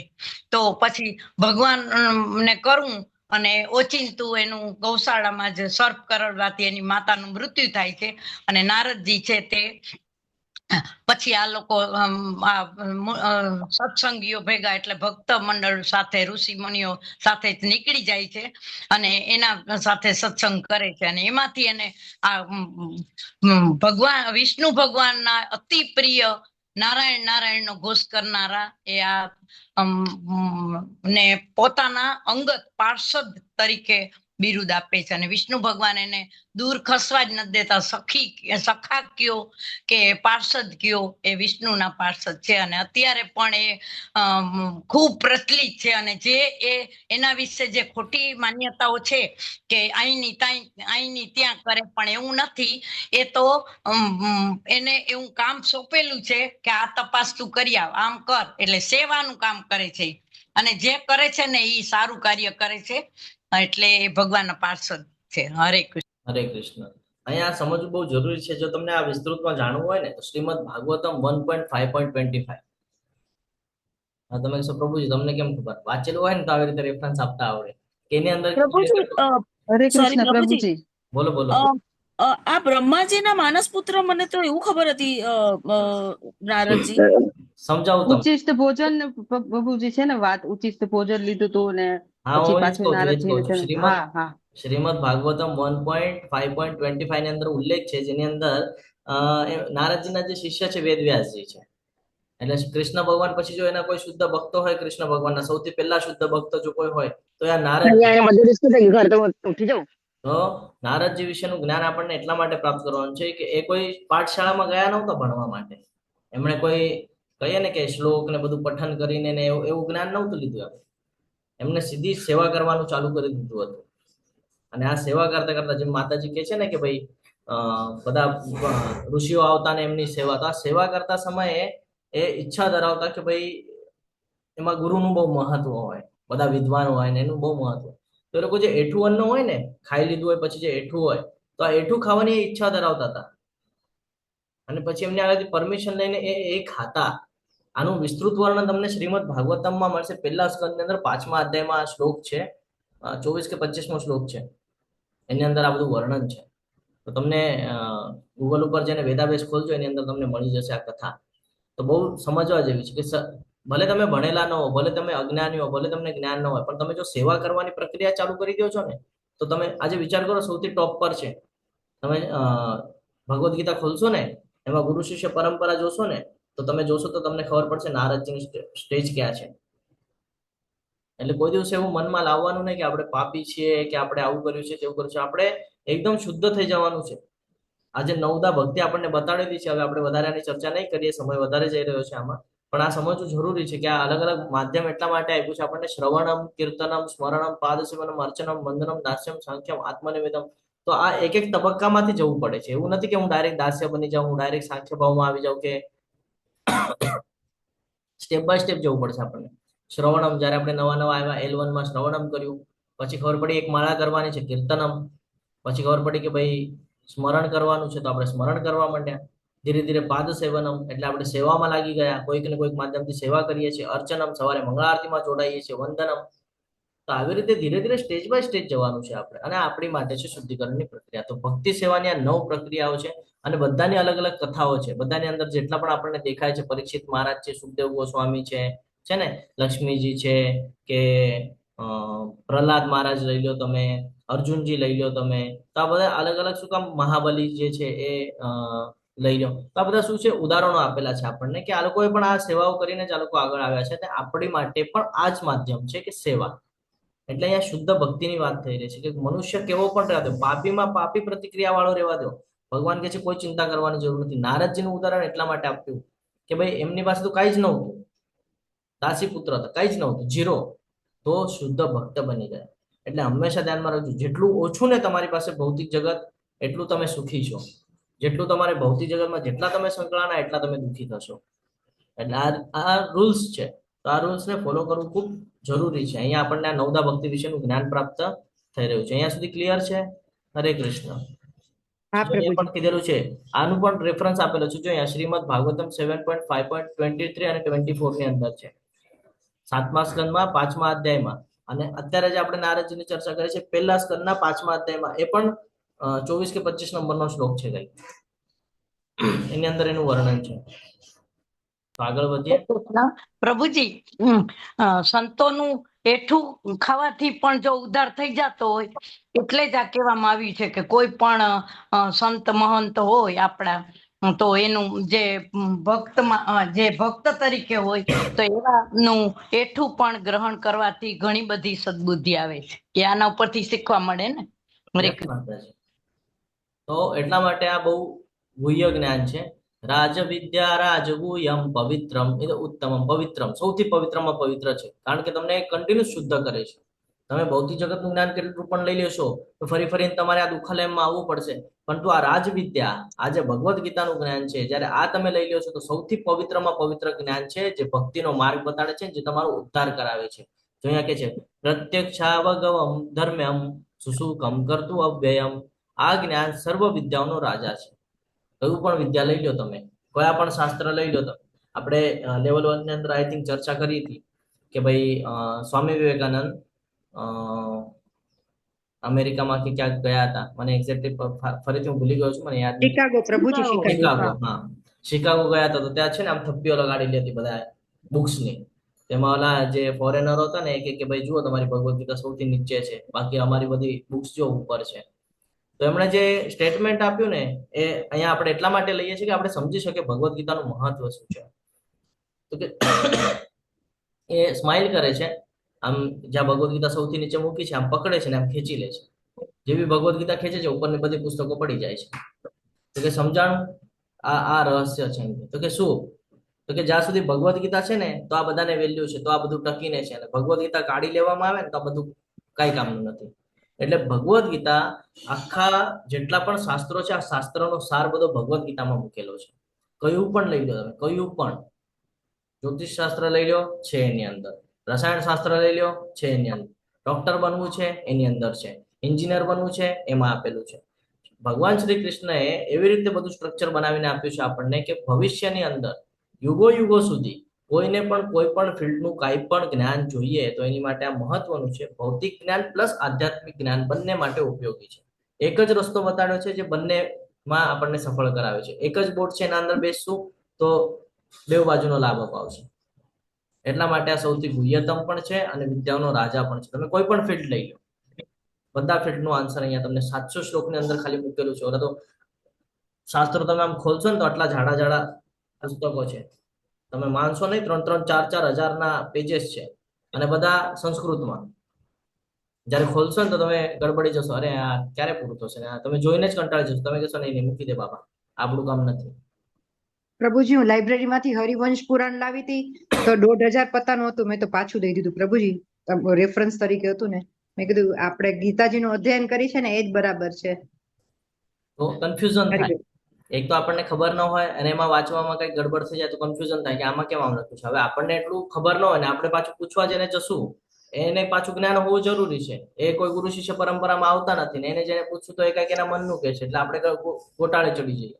એટલા માટે આ અહીંયા મૂકવામાં આવેલું છે ભગવદ્ ગીતાને. તમે ભગવદ્ ગીતાને સમજી લેશો ને તમને બધાનો સાર સમજાઈ જશે કે એના એન્ડ પોઈન્ટમાં બધું એક જ કહે છે કે છેવટે ભક્તિ મહત્વની છે.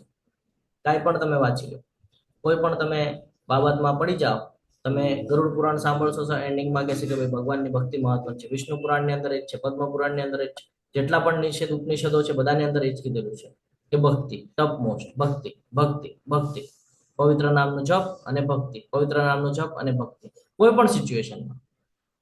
અને એ જ ભગવદ્ ગીતા આપણને કહી રહ્યું છે કે ભાઈ ભક્તિ યોગનો મહિમા શું છે. એટલા માટે આ જે જ્ઞાન છે આ બધા વિદ્યાઓનો રાજા છે, જે રહસ્યોમાં સર્વાધિક ગુહ્ય છે. ગુહ્ય એટલા માટે છે કે અત્યાર સુધી જે જ્ઞાન મળતું હતું બધું ભૌતિક પૂરતું હતું, પણ અહીંયા તો એનાથી આગળની જર્ની નિશ્ચિત કરાવી દીધી કે ભાઈ આગળનું બધું પણ આપણા હાથમાં આપેલું છે ભગવાને. આ સમજવું જરૂરી છે. અને વિશુદ્ધતમ જ્ઞાન છે, સાક્ષાત્કાર દ્વારા આત્માનો પ્રત્યક્ષ અનુભવ કરાવે છે ને. બીજા અધ્યાયની અંદર જયારે આપણને ખબર પડે કે આત્મા અને શરીર અલગ છે, પછી ખબર પડે કે આ બધું ભગવાનના શક્તિથી થાય છે, પછી આપણો ભગવાનનો સંબંધ ખબર પડે તો અનુભવ કરાવે છે. તેથી તે ધર્મની પૂર્ણતા છે, અહીંયા કોઈ અધૂરું નથી. અને અવિનાશી છે, આચરવામાં પાછું સુખદ છે. અવિનાશી એટલા માટે છે કોઈ વાર નષ્ટ થતું નથી. ચોથા અધ્યાયની અંદર આપણે એનું જ્ઞાન લીધેલું છે. એટલે આપણે ચિંતા કરવાની કોઈ આવશ્યકતા નથી, આપણે યોગ્ય માર્ગ ઉપર ચાલી રહ્યા છે અને આચરવામાં સુખદ છે. જયારે કે આપણે જોયું અષ્ટાંગ યોગની વાત કરીએ તો આપણે ગડબડી ગયા કે પ્રભુ આ અષ્ટાંગ યોગ તો આપણને નહીં થાય, મન ઉપર કંટ્રોલ નથી આપણો. અહીંયા તમે 1 કલાક 1.5 કલાકની વાત કરીને તમે 2 કલાક બેસાડો છો તો અમારું મન વિચલિત હોય છે, અમે પૂરું ધ્યાન નથી કોન્સન્ટ્રેટ કરી શકતા. અને અષ્ટાંગ યોગ તો પોસિબલ જ નથી. એટલા માટે ભગવાન અહીંયા ભક્તિ યોગ મૂકી દીધો છે. ભક્તિ કરીશ ને તો જ્યાં છે ત્યાંથી કર, ધીરે ધીરે શુદ્ધતા આવી જશે. યસ મયુરી માતાજી બોલો. હરે કૃષ્ણ, જય શ્રી કૃષ્ણ. બોલો માતાજી. હરે હું એવું કહેવા માંગુ છું કે તમે હમણાં કીધું કે એન્જિનિયર, ડોક્ટર એ બધાનું સાર ભગવદ્ ગીતામાં, અને હમણાં તમે એવું બી કીધું કે જે બી આપણે કરીશું, જે બી પુરાણ કે જે વાંચીશું એમાં ભક્તિ અને જપ જ છે. તો એ બી ડિફરન્સ મને સમજાવશો? ખ્યાલ આવ્યો મારો? હા, એટલે તમે એમ કહો છો કે ડોક્ટર ને બધું બનવું હોય તો એની માટે પણ આ જ મહત્વનું છે. હા, તો ડોક્ટરનું એટલે અંતે તમે બેવનું આ જ કીધું, તો પછી સેજ એક્ઝામ્પલ આપીને સમજાવશો? આપણે ડોક્ટર શા માટે બનીએ છીએ? હેલો. હા, સારવાર માટે. હા, દર્દીની સારવાર માટે ડોક્ટર બનતા. હા, બીજું આપણું હિત શું હોય છે ડોક્ટર બનવાની પાછળ? પેલું સેવા ભાવ, પૈસા કમાવા, પૈસા. હા, બરાબર ને? હા. તો હવે ભગવદ્ ગીતા જયારે તમે ધ્યાનથી વાંચશો ને તો ભગવદ્ ગીતાની અંદર 2 મહત્વના મુદ્દા આપેલા છે. એક તો કેવું ભોજન કરવું જોઈએ. સાત્વિક ભોજન કરો તો એનાથી તમારું શરીર શુદ્ધ રહે છે, કોઈ તકલીફ થતી નથી તમને. ભગવાનને અર્પણ કરીને તમે ગ્રહણ કરો છો તો શુદ્ધિકરણની પ્રક્રિયા થાય છે, જેનાથી મન શાંત રહે છે. અને મન શાંત હોય ને એ કોઈ દિવસે દર્દી જલ્દી થતો નથી, કારણ કે કોઈ તાર્કિક વિતાર્કિક એના મગજમાં ચાલતું નથી. અને માનસિક તાણ જ્યાં સુધી એને આવતું નથી ને ત્યાં સુધી બીમાર થતો નથી. એટલું ધ્યાનમાં રાખવાનું છે. આનું ઉદાહરણ પણ હું તમને કહું કે એક એવી રીતે એક્સપેરિમેન્ટ લેવામાં આવ્યું હતું. જયંત પ્રભુજી એટેન્ડન્સ લિંક મૂકી છે એટલે મેસેજ કર્યો છે. હા પ્રભુજી. ઓકે, તમને બધાને વિનંતી છે કે એટેન્ડન્સ ભરી દેજો. હું તમારી સાથે ચર્ચા ચાલુ રાખું છું કે એક મનુષ્ય હતો, એના પર એક એક્સપેરિમેન્ટ કરવામાં આવેલો હતો કે એને આંખ ઉપર પટ્ટી બાંધી દીધી અને એને ટાચણીથી સોય ટોચવામાં આવી એને, અને એને એમ કહેવામાં આવ્યું કે ભાઈ તને સાપે કરડેલું છે. પછી એની પટ્ટી ખોલી દેવામાં આવી. તમે માનશો ને એનું મૃત્યુ થયું અને ચેક કરવામાં આવ્યું તો એના અંદર ઝેર મળ્યું. જ્યારે કે ટોયચું શું હતું? સોય હતી. એનો મતલબ શું કે એને મગજમાં વિચારો એ ચાલુ કરી દીધા હતા કે મને સાચે સાપે કરડેલું છે. સમજી ગયા હમ ને? હમ હમ એટલે આ હમ બહુ મહત્વનું છે. એટલા માટે આ જ્ઞાન મહત્વનું છે કે ભગવદ્ ગીતાની અંદર તમે કોઈ પણ ફિલ્ડ લઈ લો, બધા ફિલ્ડનું જ્ઞાન છે. એટલે અહીંયાથી શું સમજાય છે? સૌથી હમ પહેલું તમારી માનસિક સ્થિતિ સ્ટેબલ હોવી જરૂરી છે, અને તમારો આહાર સ્ટેબલ હોય તો તમને હમ કોઈ જ બીમારી થશે નહીં, કોઈ જ ઓકે બીમારી નહીં થાય. અને આ રિયાલિટી છે. આ મેં તમને એક ઉદાહરણ આપ્યું, આ ઉદાહરણ દ્વારા આપણે સમજી શકીએ છીએ. ક્લિયર છે માતાજી? ઓકે હા ક્લિયર છે હા.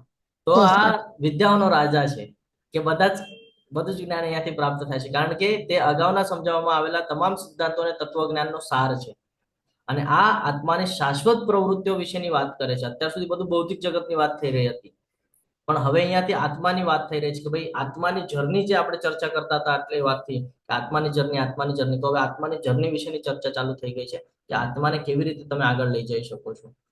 અહીંયા ફસાઈ ગઈ છે તો અહીંયાથી કેવી રીતે એનો ઉદ્ધાર કરી શકો છો, કેવી રીતે નીકાળી શકો છો, એનું જ્ઞાન અહીંયા પ્રાપ્ત થાય છે. અને શુદ્ધ છે, એકદમ શુદ્ધ ભક્તિ છે.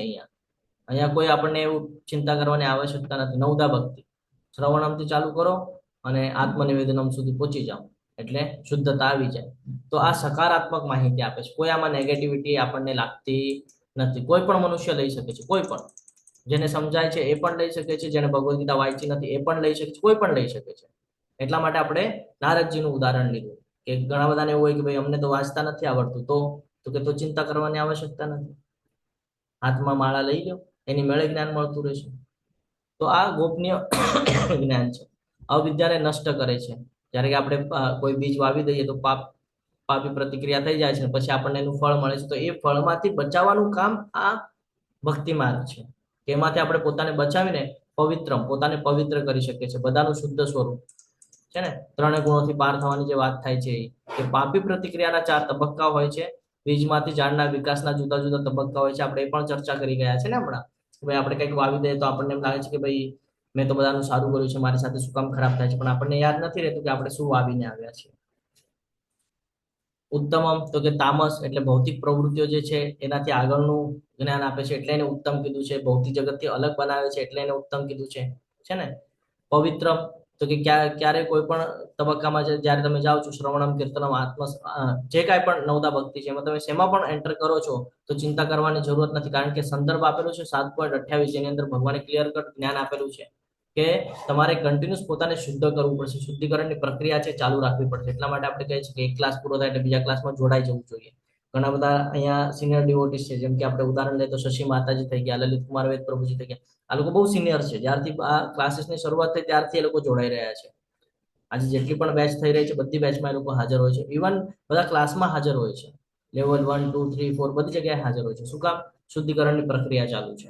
તમે જોજો કોઈ દિવસે નેગેટિવમાં નહીં જાય, કોઈ દિવસે નહીં જાય. કોઈ પણ સિચ્યુએશન આવવાથી તમે એમની સાથે ચર્ચા કરજો, તમને લાગશે જ નહીં કે એની ચિંતા છે કાંઈ. કોઈ દિવસે નેગેટિવ નહીં જાય. સામેવાળો નેગેટિવ હશે ને એને પોઝિટિવ કરી નાખશે. કેમ? કારણ કે પોતે સતત શુદ્ધ થઈ રહ્યા છે. એટલે તમે જુઓ સ્લાઇડ આવે ને ક્યારેક તો માતાજી તરત બોલી દે છે આપણને કે હા પ્રભુજી આમ છે આમ. શું કામ? ખબર છે શુદ્ધિકરણની પ્રક્રિયા. હવે આંખ બંધ કરીને પણ ખબર પડશે કે 9મા અધ્યાયના આ શ્લોકમાં તો કે છે પ્રભુ આ છે શુદ્ધિકરણની પ્રક્રિયા. આપણે પણ એ ક્વોલિટી બિલ્ડ કરવાની છે. શું કામ? આપણા ઉદ્ધાર માટે. અહીંયા જો એ બધું બતાડી રહ્યા છે.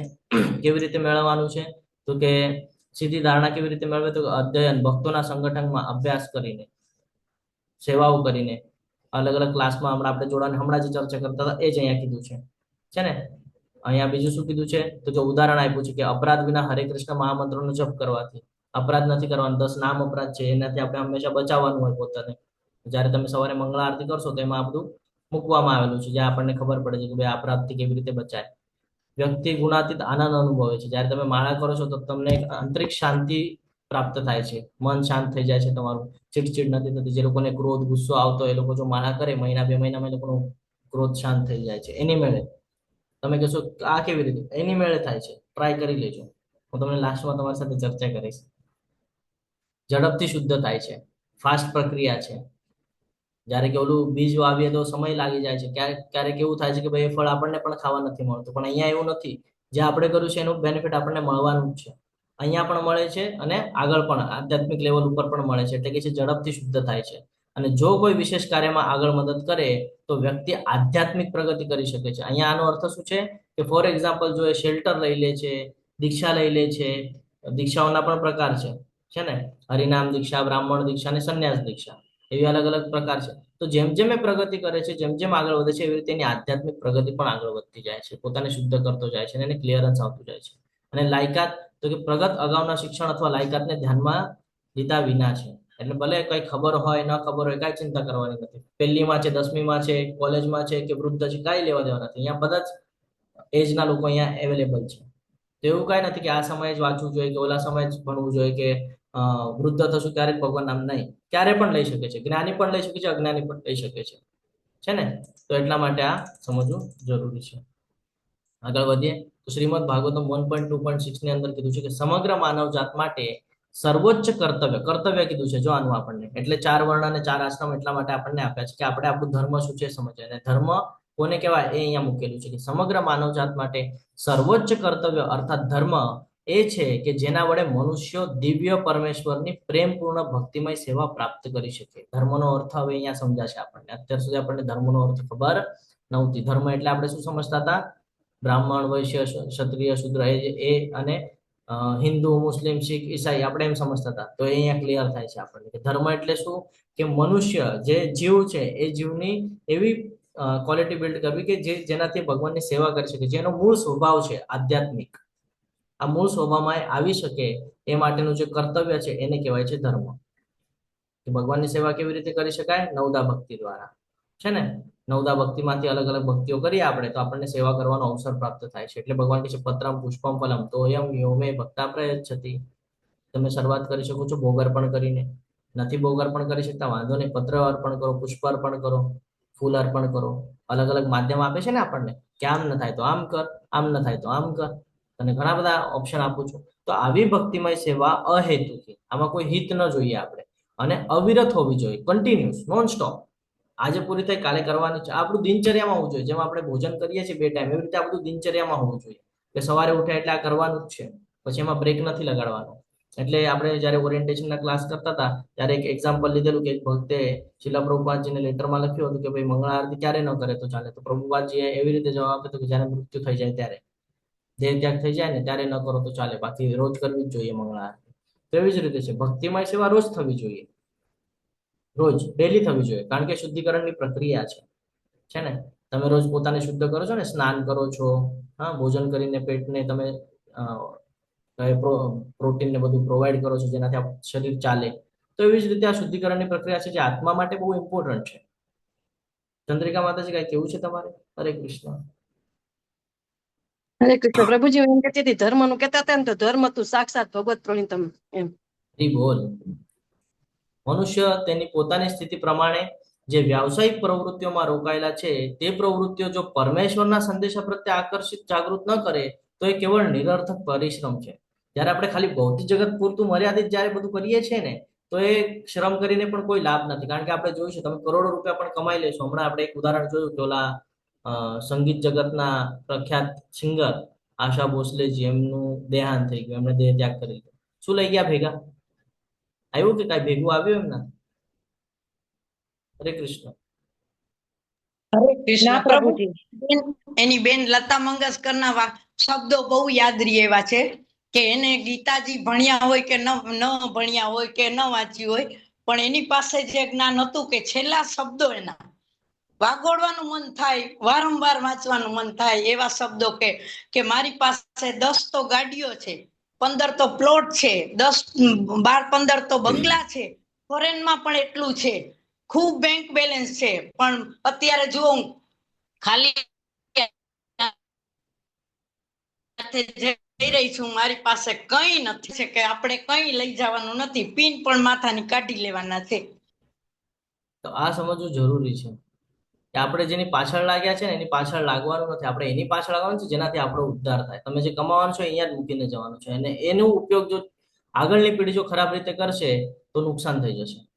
કારણ કે પાપના ભાગી તમે બનશો. જે બીજ વાવ્યું છે ને તમે વાવ્યું છે. કેવી રીતે? તો કે ભાઈ પૈસા કમાવીને રાખ્યા તમે, જયારે કે કરી શકતો તો એના બેસ પર.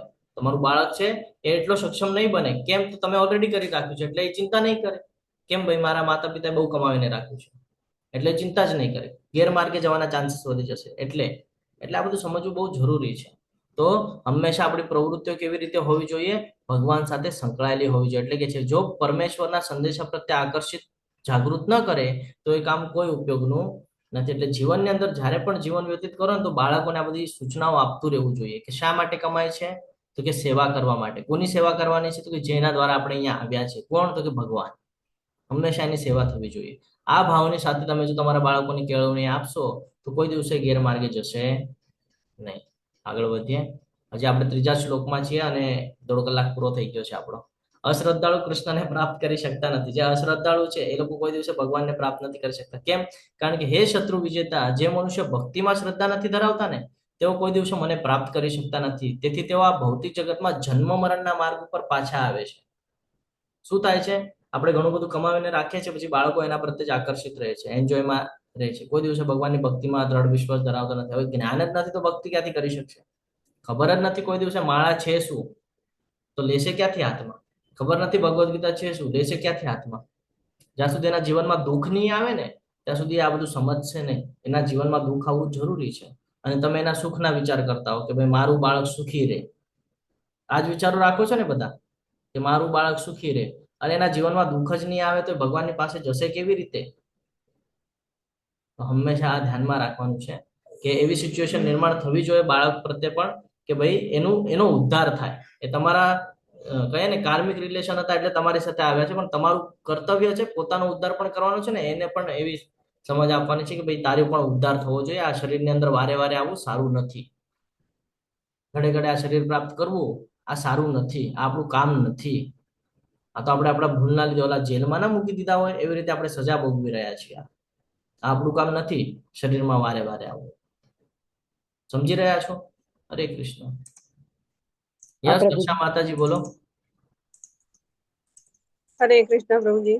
પ્રભુજી, ઘણા લોકોને હું પેલા બહાર હતી ને તો ઘણા લોકોને મેં એવું સાંભળ્યું છે કે બહુ પૈસા હોય છે અને પછી એવું કહેતા હોય છે કે રાત્રે તો એવી ઊંઘની ગોળી લેવી પડે છે કે ઊંઘે નથી આવતી અમને.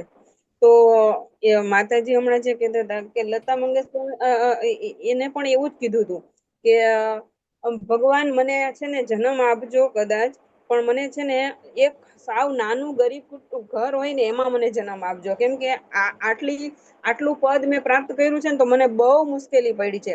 તો એ અગર ભગવાન માટે કર્યું હોય તો કેટલું કામ લાગે, પણ એને તો પોતા માટે જ કર્યું હતું ને, પોતાના છોકરા માટે કર્યું, પોતા માટે કર્યું. અંતે તો એ શબ્દ બોલીને ગયા છે. તો ઘણા લોકો એવું જ કરતા હોય છે, બહુ પૈસા હોય છે ને પછી એવું કે છે કે દવા લેવી પડે છે, નીંદ આવતી નથી. તો પૈસા તો છે, સરસ બંગલા છે, સરસ ગાડી, તો નીંદર કેમ નથી આવતી તમને? પણ એનું એક જ કારણ છે કે એની પાસે ભક્તિ નથી. પ્રભુજી ખૂબ સરસ. આ જાણવું જરૂરી છે. આપણે આગળ વધીએ તો 3 એવા સ્તર છે જે લોકો કોઈ દિવસે ભગવાનને સમજી નથી શકતા. એ શ્રદ્ધાનો વિકાસ એ કૃષ્ણની ચેતનાની પ્રક્રિયા છે. આપણે અહીંયાથી સમજવાનો પ્રયત્ન કરીએ. પહેલા 3 સ્તર સમજીએ, પછી આ સમજશું કે દ્રઢ વિશ્વાસ અને ભક્તિ શાસ્ત્રમાં સારી રીતે જાણકાર અને પતનની કોઈ સંભાવના નથી. શું થાય છે ને, ઘણા વખતે વિશ્વાસ ન હોય અને આપણે જો ભગવદ્ ગીતાના ક્લાસ કરતા હોય તો આપણે કોઈ દિવસે એમાં સફળ થઈ શકતા નથી. કેમ? કારણ કે આપણે એમાં વિશ્વાસ નથી રાખ્યો, આપણે એમાં ઇન્ટરેસ્ટ નથી રાખ્યો, આપણે એના પ્રત્યે ઈર્ષા ભાવ રાખ્યો છે, કન્ફ્યુઝન વાળી સ્થિતિ છે, તો એ કોઈ દિવસે સમજી શકતા નથી. બીજું કોણ નથી સમજી શકતું? તો કે દ્રઢ વિશ્વાસ તો હોય છે પરંતુ ભક્તિ શાસ્ત્રમાં ખુદ અધ્યયન નથી, ફક્ત સંગઠન અને સરળતા દ્વારા અનુસરવાનો પ્રયાસ કરે છે. એમાં જે નીતિ નિયમો આપ્યા છે નીતિ નિયમોને ફોલો જ નથી કરતા, ખાલી સાંભળવા પૂરતું સાંભળે છે. ઘણા બધા લોકો છે એવા, આપણે કોઈનું નામ નથી લેતા પણ એવા જોવા મળે છે ભક્તો કે જેને લોકોએ દીક્ષા લઈ લીધી છે પણ નિયમોને કોઈ ફોલો કરવા નથી. કે છે ભાઈ આ અમારાથી નહીં થાય બધું ફોલો, પણ દીક્ષાઓ લીધેલી છે. તો એ એક છે. વિશ્વાસ હોવો જરૂરી છે ને, ભગવાનને માનવું જરૂરી છે, ગુરુ મહારાજે આપણને જે આદેશ આપ્યા છે એનું પાલન કરવું જરૂરી છે, પણ આપણે એ બધું કરતા નથી. અને કોઈ સદભાવના અને શાસ્ત્રોનું જ્ઞાન ભક્તિ સેવામાં રોકાયેલા હોવા છતાં સરળતાથી પડી જવું, છુપાયેલા હેતુઓ સાથે કૃષ્ણ ચેતનામાં આવીને સર્વોચ્ચ પૂર્ણતાનો તબક્કો પ્રાપ્ત કરી શકતા નથી. સૌથી નીચું સ્તર છે, કોઈ દિવસે નથી સમજી શકતા. તો શ્રદ્ધાના આધારે 3 પ્રકારના કૃષ્ણ સભાન માણસો છે, અલગ અલગ વૃત્તિઓ ધરાવે છે, જેના લીધે કોઈ દિવસે સમજી શકતા નથી. શ્રદ્ધા કેવી રીતે સર્જાય છે? તો કે ભક્તોના સંગઠન દ્વારા સર્જાય છે. તમે જ્યારે ભક્તો સાથે જોડાવ છો ત્યારે તમને ધીરે ધીરે જ્ઞાન આવવાનું ચાલુ થાય છે, અને પછી તમે એમાં કેટલા દ્રઢ વિશ્વાસ ધરાવો છો, કેટલું સિરિયસલી કરો છો, એના બેઝ પર તૈયાર થાવ છો કે ભાઈ તમે ભક્તિમાં આગળ આવશો, માયાદેવીને પાર કરશો કે માયાદેવીના એમાં તમે ફસાઈને રહેશો. ફક્ત કૃષ્ણની સેવા કરીને વ્યક્તિ બધી પૂર્ણતા પ્રાપ્ત કરી શકે છે. ચૈતન્ય ચરિતામૃતમાં આનું વર્ણન કરેલું છે અને શ્રીમદ ભાગવતમની અંદર પણ વર્ણન છે. 4.31.14 ના અંદર ઝાડનું ઉદાહરણ આપે છે, પાણીનું ઉદાહરણ આપે છે. એટલે શું કે છે અહીંયા? એવી રીતે કહી રહ્યા છે કે આપણે બધા શું કરીએ છીએ? બધાને સમાન સમજીએ છીએ, દેવી દેવતાઓને અને ભગવાન કૃષ્ણને બધાને સમાન સમજીએ છીએ. આપણે બધાને પાંદડા સમજીએ છીએ. ફોર એક્ઝામ્પલ, આપણે જો પાંદડાને પાણી આપશું તો બધા પાંદડા સુધી પહોંચશે કે નહીં? ખાલી એક પૂરતું પહોંચશે. પરંતુ જો મૂળને પાણી આપશું તો કે બધા પાંદડા તૃપ્ત થઈ જશે, બધાને પાણી મળશે, બધાને પોષણ મળી જાય છે. સેમ એ સમજવાનું છે.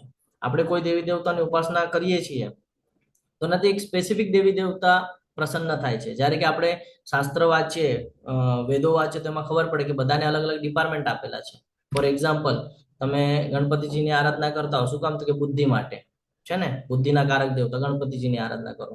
પછી તમારે સમજો મન ઉપર કંટ્રોલ આવે તો ચંદ્રની આરાધના કરવી પડે. સૂર્યની આરાધના કરે તો આત્માનો કારક છે, સૂર્યની આરાધના. તો આવી રીતે અલગ અલગ છે.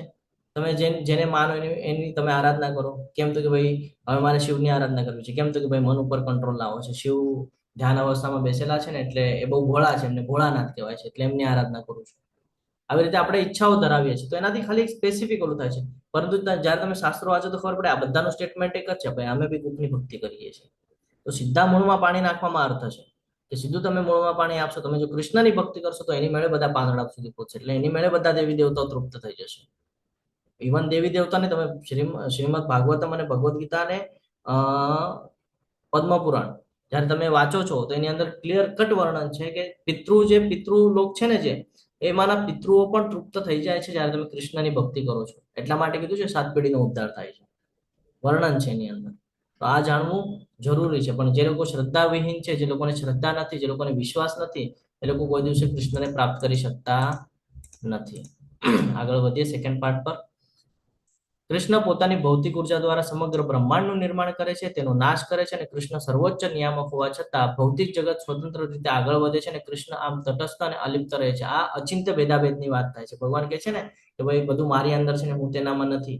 આ એનું અહીંયા આપણને વર્ણન કરે છે.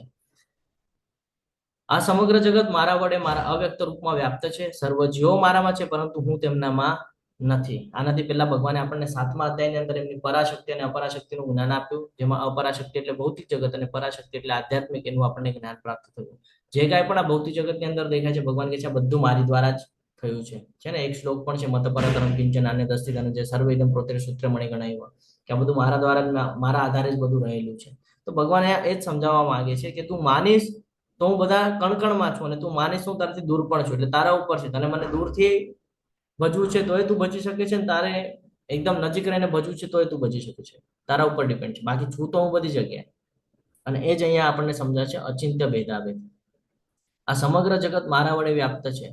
ભગવાનના અવતારો છે. શ્વાંસ અવતાર ખબર છે, પુરુષ અવતાર, મહાવિષ્ણુ, ગર્ભોદક્ષા વિષ્ણુ અને શિરોદક્ષા વિષ્ણુ, એની અહીંયા વાત કરે છે કે ભાઈ મહાવિષ્ણુ એટલે કે બધું મારી અંદર વ્યાપ્ત છે, અને શિરોદક્ષા વિષ્ણુ એટલે બધું કણકણમાં છે. એ સમજાઈ રહ્યું છે? એટલે ભગવાન કહે છે કે સર્વ જીવો મારી અંદર છે પરંતુ હું તેમનામાં નથી.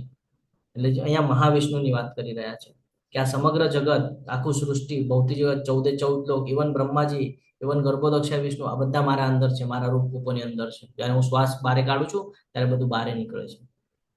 બાકી અવ્યક્ત રૂપમાં વ્યાપ્ત છે આ બધું મારી અંદર. અને આના દર્શન ભગવાન કૃષ્ણએ પહેલા પણ કરાવેલા છે ને, એમની માતાને, અને 10મા અધ્યાયમાં અર્જુનજીને 11મા અધ્યાયમાં અર્જુનજીને કરાવશે, 10મા અને 11મા અધ્યાયમાં. તો આ સમજવું જરૂરી છે કે આપણે માનશું તો બધી જગ્યાએ છે અને નહીં માનીએ તો નથી. ભગવાન કહે છે તારે માનવું હોય તો હું તને બતાડું કે હું છું. એટલે આ અચિંત્ય ભેદાભેદ છે. સમજાઈ રહ્યું છે? અચિંત્ય ભેદાભેદ કે ભગવાન સર્વત્ર છે એટલે શિરોદક્ષા વિષ્ણુ તરીકે, અને ભગવાન કહે છે બધું મારી અંદર છે એટલે કે મહાવિષ્ણુ તરીકે. પણ છે તો બંને એક જ. સમજાઈ રહ્યું છે?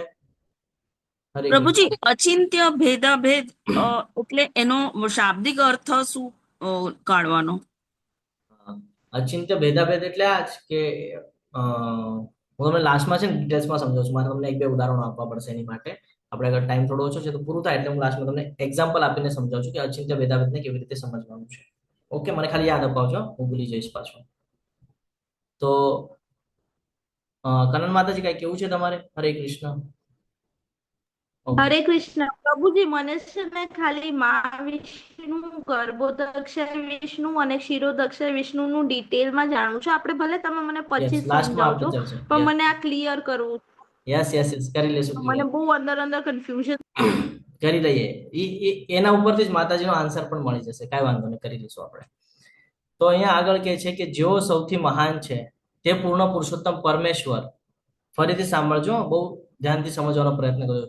જે સૌથી મહાન છે, ભગવાન કૃષ્ણની વાત થઈ રહી છે, તેને પૂર્ણ પુરુષોત્તમ પરમેશ્વર, એને કેવી રીતે જાણી શકાય, કેવી રીતે પ્રાપ્ત કરી શકાય? તો કે અનન્ય ભક્તિ દ્વારા જ. બીજો કોઈ ઓપ્શન નથી. તમે આ ભૌતિક જગતના જે સંસાધનો છે, એટલે કે આ શરીર, જે આ બધું આપેલું છે આપણને, જ્ઞાનેન્દ્રિયો, કર્મ, એનાથી કેટલો પણ પ્રયાસ કરશો નહીં સમજી શકો. ભક્તિમાં આવશો ને તો એની મેળે સમજાઈ જશે. ભગવાન કહે છે હું એટલો સુલભ છું, જો તું ભક્તિ કરીશ શ્રદ્ધાપૂર્વક તો હું તને 1 સેકન્ડમાં બતાડી દઈશ કે હું છું. બાકી તું તારા આજે તને બોડી આપેલી છે એનાથી તું કેટલો પણ જોવાનો પ્રયત્ન કરીશ, જોઈ શકીશ નહીં. ઇવન તું હવાને નથી જોઈ શકતો, બરાબર ને? સૂર્યલોક છે તો સૂર્યલોકની અંદર લોકો વાસ કરે છે. આપણે સૂર્યની સામે આમ જોઈએ તો સૂર્ય સામે આપણે નજર પણ ઊંચી નથી કરી શકતા એના તેજની સામે, પરંતુ સૂર્યલોકની અંદર લોકો રહે છે. સમજી રહ્યા છો? એટલે ભગવાનને જાણવું હોય તો ભગવાનને અનન્ય ભક્તિ દ્વારા જ જાણી શકાય છે, અને તેઓ પોતાના ધામમાં વિદ્યમાન રહે છે. એવું નથી કે ભગવાનને અહીંયા આવીને બધું કરવું પડે છે. ભગવાન ક્યાં છે? એના ધામમાં. ફોર એક્ઝામ્પલ, ભૌતિક જગતનું લઈએ તો કોઈ કંપનીનો માલિક હોય, એને કોઈ બધી જગ્યાએ જવું પડે છે એની બ્રાન્ચમાં, કે ભાઈ મુંબઈમાં બ્રાન્ચ છે, પુનામાં બ્રાન્ચ છે, નાસિકમાં બ્રાન્ચ છે, ગુજરાતમાં બ્રાન્ચ છે, રાજકોટમાં છે, અહીંયા જવું પડે છે. કોણ જાય છે? એના પાર્ષદ, એના જે નિમણૂક કરી આપેલા લોકો છે ને, મેનેજર ને જે કોઈ પણ હોય પોસ્ટ પર, એ લોકો કરે છે. એને કોઈ દિવસે જવું નથી પડતું. એ તો એના વ્યસ્ત હોય છે સ્ટેટસ જો બનાવવામાં ને બીજી બધી મિટિંગોમાં ને એમાં બધા. સેમ એઝ ભગવાનનું છે. ભગવાનને કોઈ દિવસે ભૌતિક જગતના સંસાધનોમાં આવવાની જરૂર નથી. ભગવાને ડિપાર્ટમેન્ટ આપીને રાખેલા છે. વાયુદેવ, હે ને, વરુણદેવ, અગ્નિદેવ છે ને, બ્રહ્માજી, હા, શિવજી, શક્તિઓ બધી આપીને રાખ્યું છે. એ લોકો દ્વારા બધું કામ થઈ રહ્યું છે. ઋષિ મુનિઓને બધું બધું બધું આપી રાખ્યું છે. એ લોકો દ્વારા બધું થશે. પણ ભગવાન એવું નથી કે ખાલી બેસેલા છે. ભગવાન એમનું કામ ત્યાં કરી રહ્યા છે. ગોલોક વૃંદાવનમાં જે લીલાઓ છે એ બધું ચાલી રહ્યું છે ત્યાં. એટલે કે છે કે તેઓ પોતાના ધામમાં વિદ્યમાન રહે છે, તેમ છતાં તેઓ સર્વત્ર વ્યાપેલા છે, કણ કણમાં છે, અને તેમની અંદર બધું જ સ્થિત છે. આને કહેવાય અચિંત્ય ભેદાભેદ. આપણે લાસ્ટમાં આજે ડિટેલ્સમાં સમજવાનો પ્રયત્ન કરશું. જો હમણાં આપણે ચર્ચા કરતા હતા ને, જો આવી ગયું અહીંયા કે મુખના અંદર દર્શન કરાવી દીધા. તેમ છતાં મારા વડે ઉત્પન્ન બધી વસ્તુઓ મારામાં સ્થિત રહેતી નથી. ભગવાન અહીંયા કહે છે કે તેમ છતાં મારા વડે ઉત્પન્ન બધી વસ્તુઓ મારામાં સ્થિત રહેતી નથી. મારા યોગ ઐશ્વર્યને તો જો કે હું સર્વ જીવોનું પાલન કરતા છું, એટલે કે મહાવિષ્ણુ, અને સર્વત્ર વ્યાપ્ત છું, છતાં હું આ જગતનો અંશ નથી. હવે અહીંયા શિરોદક્ષા વિષ્ણુનું પણ જ્ઞાન આપણને પ્રાપ્ત થાય છે. કે છે કે હું બધાનું પાલન પણ કરું છું અને હું સર્વત્ર વ્યાપ્ત છું, કણકણમાં છું, પણ તો પણ હું આ જગતનો અંશ નથી.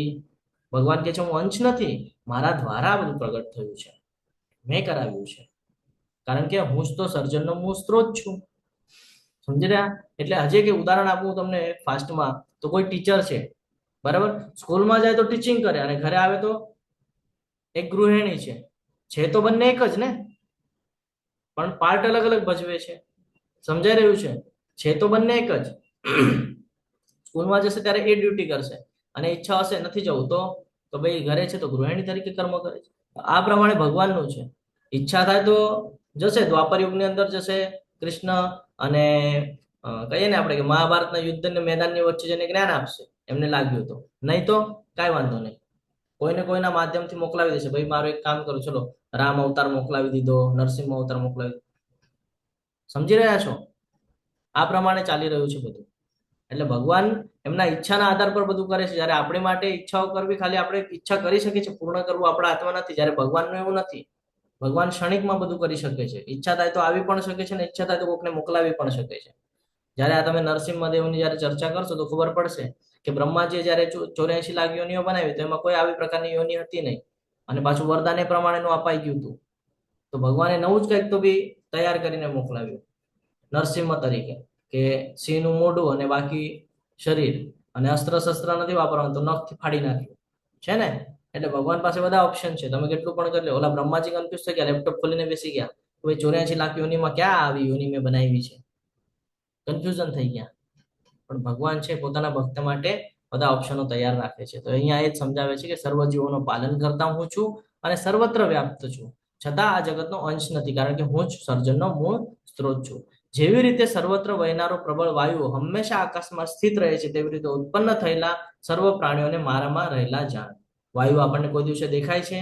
નથી દેખાતું. વિચાર કરજો, જ્યારે આપણે ઉપર આભા મંડળમાં જઈએ તો ત્યાં બધા નક્ષત્ર અને ગ્રહ ને બધું આપણને સાંભળેલું છે, એની જગ્યા પર સ્થિર છે ને, ફરે પણ છે. આપણે જોઈએ છીએ એના જે એને રૂલ્સ બનાવીને આપે છે, રૂલ્સ અનુસાર એ ફરી રહ્યા છે, જેના ઉપર સમગ્ર જગતનું બધું ચાલી રહ્યું છે. દિવસ રાત ને બધું થાય છે, શેના બેઝ પર થાય છે? આ ગ્રહ નક્ષત્રના બેઝ પર જ થઈ રહ્યું છે. આપણે પંચાંગ જોઈએ છે, પંચાંગ શેના બેઝ પર બને છે? ગ્રહ નક્ષત્રના બેઝ પર જ પંચાંગ બને છે. તો ભગવાન કે છે આ બધું તું માનીશ તો તને બધું જોવા મળશે, તું નહીં માને તો તને આમાંનું કઈ નહીં સમજાય. કે છે કે જેવી રીતે સર્વત્ર વહેનારો પ્રબળ વાયુ હંમેશા આકાશમાં સ્થિત રહે છે, તેવી રીતે ઉત્પન્ન થયેલા સર્વ પ્રાણીઓને મારામાં રહેલા જાણ.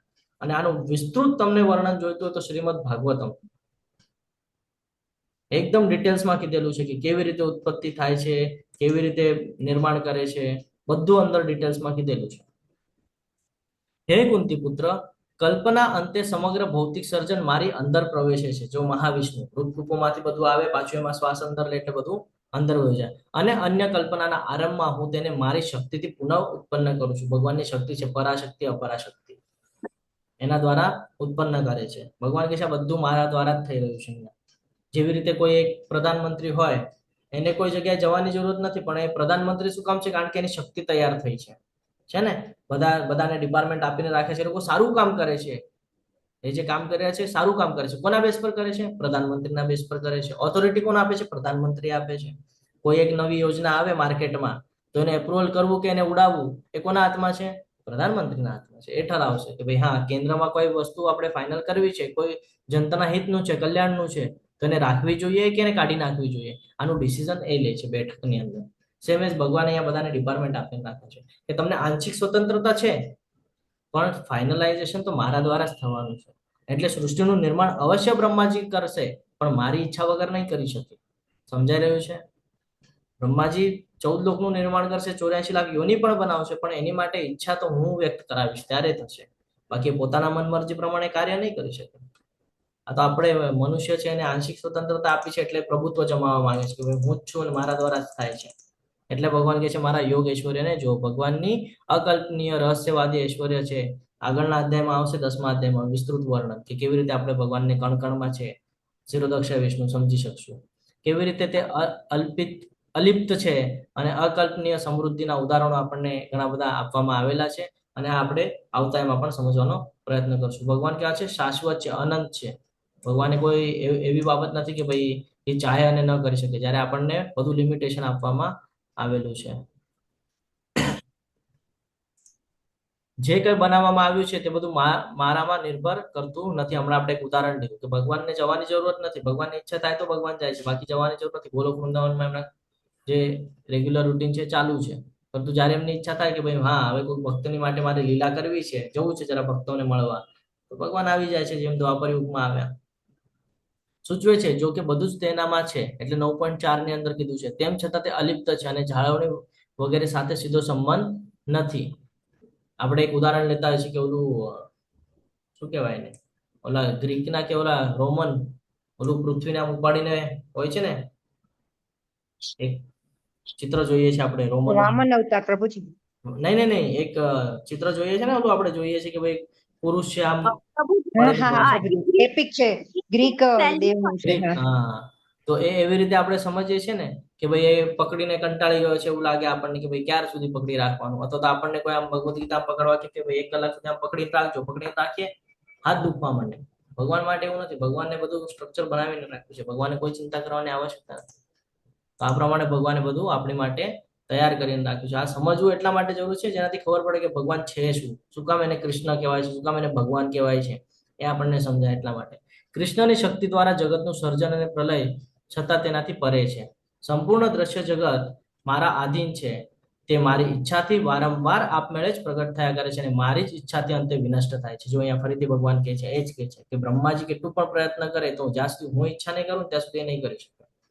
આપણે પણ જીવનના અંદર કંઈક ને કંઈક પ્રાપ્ત કરવા માટે આપણે પ્રયત્નશીલ હોતા હોઈએ છીએ, પણ ત્યારે પ્રયત્ન થાય છે જ્યારે આપણે એના કાબિલ બનીએ છીએ. કાબિલ બનીએનો અર્થ શું કે ભગવાન જોવે છે, ચકાસે છે આપણને કે ભાઈ તું કેટલું એમાં નિપુણ છે અને પછી આપણને આપે છે. એ આપણા મરજી પ્રમાણે થાય છે નહીં. આપણને ઊંઘ પણ આવે છે તો શેના બેસ પર આવે છે? ભગવાન આપે છે ત્યારે આવે છે ને. સવારે ઉઠાડે છે શેના બેસ પર? આપણે ઉઠી ગયા, આપણને લાગે આપણે ઉઠી ગયા, તો આપણે ઉઠી ગયા છીએ.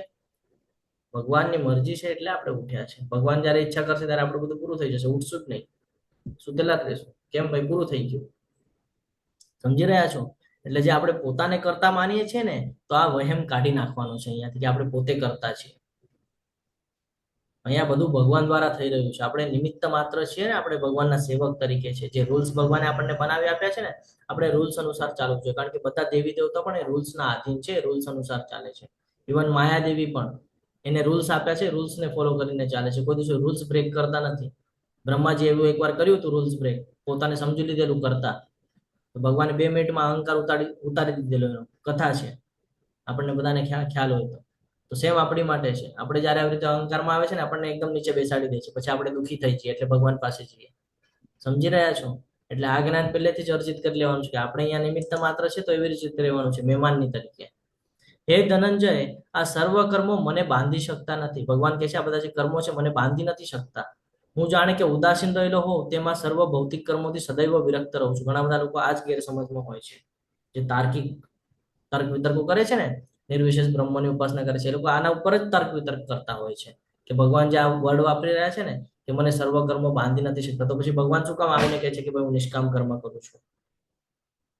એના ઉપર તર્ક કરવા માંડે છે લોકો. પણ એ લોકો સમજી નથી શકતા કે ભગવાન આ શું કામ કરે છે. જ્યારે કે ભગવાને ચોથા અધ્યાયમાં જ કહી દીધું છે ને, યદા યદા ધર્મસ્ય વાળા શ્લોકમાં, કે શા માટે આવે છે? લીલા કરવા આવે છે, ભક્તોનો ઉદ્ધાર કરવા આવે છે, ધર્મની પુનઃસ્થાપના કરવા આવે છે, અને અધર્મનો નાશ કરવા આવે છે. પણ આ સમજી શકતા નથી. એટલે એમનું માનવું છે કે ભાઈ બધા એક જ છે. ભગવાન પણ કે છે યસ બધા એક છે, પરંતુ જ્યારે તું જોઈશ તો આ બધા મારા અંશ છે. એ કેમ ભૂલે છે? ભગવાન એમ કહી રહ્યા છે કે આ બધા મારા અંશ છે. તો બધા એક, જ્યારે એક ફેમિલી હોય તો એમાં કોઈ એક વરિષ્ઠ હોય છે ને, દાદા કે પિતા, કોઈ એક વરિષ્ઠ હોય, તો એ બધા કોણ છે? તો કે ફેમિલી મેમ્બર છે. પણ આ બધામાં મેઇન કોણ છે? તો કે ભાઈ વરિષ્ઠ આ છે. સમજાઈ રહ્યું છે?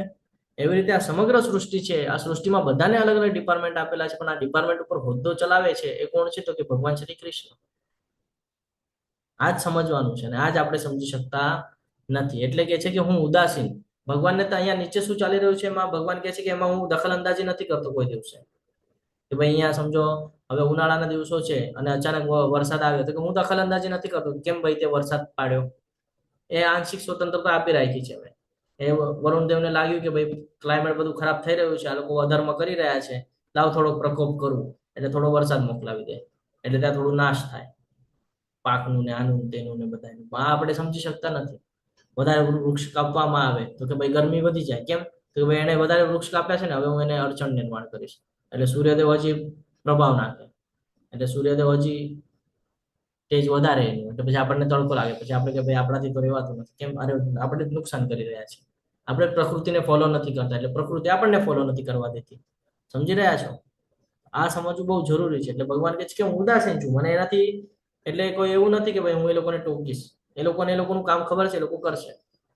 જેમ કંપનીનો માલિક હોય, બરાબર, એ અલગ અલગ મેનેજરને ખાલી બધું સ્ટ્રક્ચર કહી દીધું હોય કે ભાઈ આ ગાડી છે કે આ વસ્તુ છે તો આ પ્રમાણે વેચાવી જોઈએ. બાકી એને પછી 50માં વેચવાની છે, 100માં વેચવાની છે, તારો વિષય છે. મેં તને આ રેટ કહી દીધો છે કે ભાઈ કંપની તરફથી આ રેટ આવશે તને. સમજી રહ્યા છો? તો ભગવાન એવી રીતે આંશિક સ્વતંત્રતા આપી રાખી છે બધાને, કે તમે તમારા મરજી પ્રમાણે કરી શકો છો, પણ લિમિટેડ. બધું જ નથી કરી શકતા. જેટલું લિમિટ આપ્યું છે એટલું જ કરી શકો છો. અને એને જ આપણે કહીએ કે પ્રભુત્વ કરવાનો પ્રયત્ન કરીએ છીએ. એટલે ભગવાન કહે છે કે આ સર્વ ભૌતિક કર્મોથી હું સદૈવ વિરક્ત છું. હું તમારા ધામમાં બેસેલો છું કે છે, હું ખાલી ત્યાંના સ્ટ્રક્ચર પર જાય છે. પણ એવું નથી કે આ બધું હું નથી જોઈ રહ્યો, આ બધું જોઈ રહ્યો છું. ભગવાન કહે છે બધું નિહાળી રહ્યો છું કે કોણ શું કરી રહ્યું છે અને કોણ શું કરી રહ્યું છે. એ જ અહીંયા આપણને કહે છે. જો ભૌતિક વિશ્વ ભગવાનની નિકૃષ્ટ શક્તિ છે. કૃષ્ણની સર્જન શક્તિ ઉત્ક્રાંતિના આધુનિક ખ્યાલનું ખંડન કેવી રીતે કરે છે? તો કે આધુનિક વિજ્ઞાન એમ કહે છે કે સર્જનથી શરૂ કરીને એકથી બીજામાં પ્રજાતિઓની ક્રમશ ઉત્ક્રાંતિ થાય છે. એટલે કે આ મનુષ્યના હિસાબથી વિચાર કરે છે કે ભાઈ કોઈનો જન્મ કેવી રીતે થાય છે, તો કેવી રીતે આ સર્જન થાય છે એની વાત કરે છે. જ્યારે કૃષ્ણ શું કહે છે? જીવનની તમામ પ્રજાતિઓ સર્જનની શરૂઆતમાં, એટલે જ્યારે આ બ્રહ્માંડનું નિર્માણ થાય છે એની પહેલા પણ આપણે અવ્યક્ત રૂપમાં વ્યાપ્ત છે. એ અહીંયા કહે છે. જુઓ શું કહે છે? જીવનની તમામ પ્રજાતિઓ સર્જનની શરૂઆતમાં બ્રહ્માંડની સાથે તરત જ બનાવવામાં આવે છે. એટલે એવું નથી કે એક બનશે પછી બીજું બનશે, એટલે વૃક્ષ આવશે પછી પહાડ આવશે પછી જીવ આવશે, બધું એક સાથે થાય છે. કારણ કે એ બધું અવ્યક્ત રૂપમાં છે, એને વ્યક્ત કરી દે છે ભગવાન. અને આ શ્રીમદ ભાગવતમમાં આપવામાં આવેલું છે, ડિટેલ્સમાં વર્ણન છે.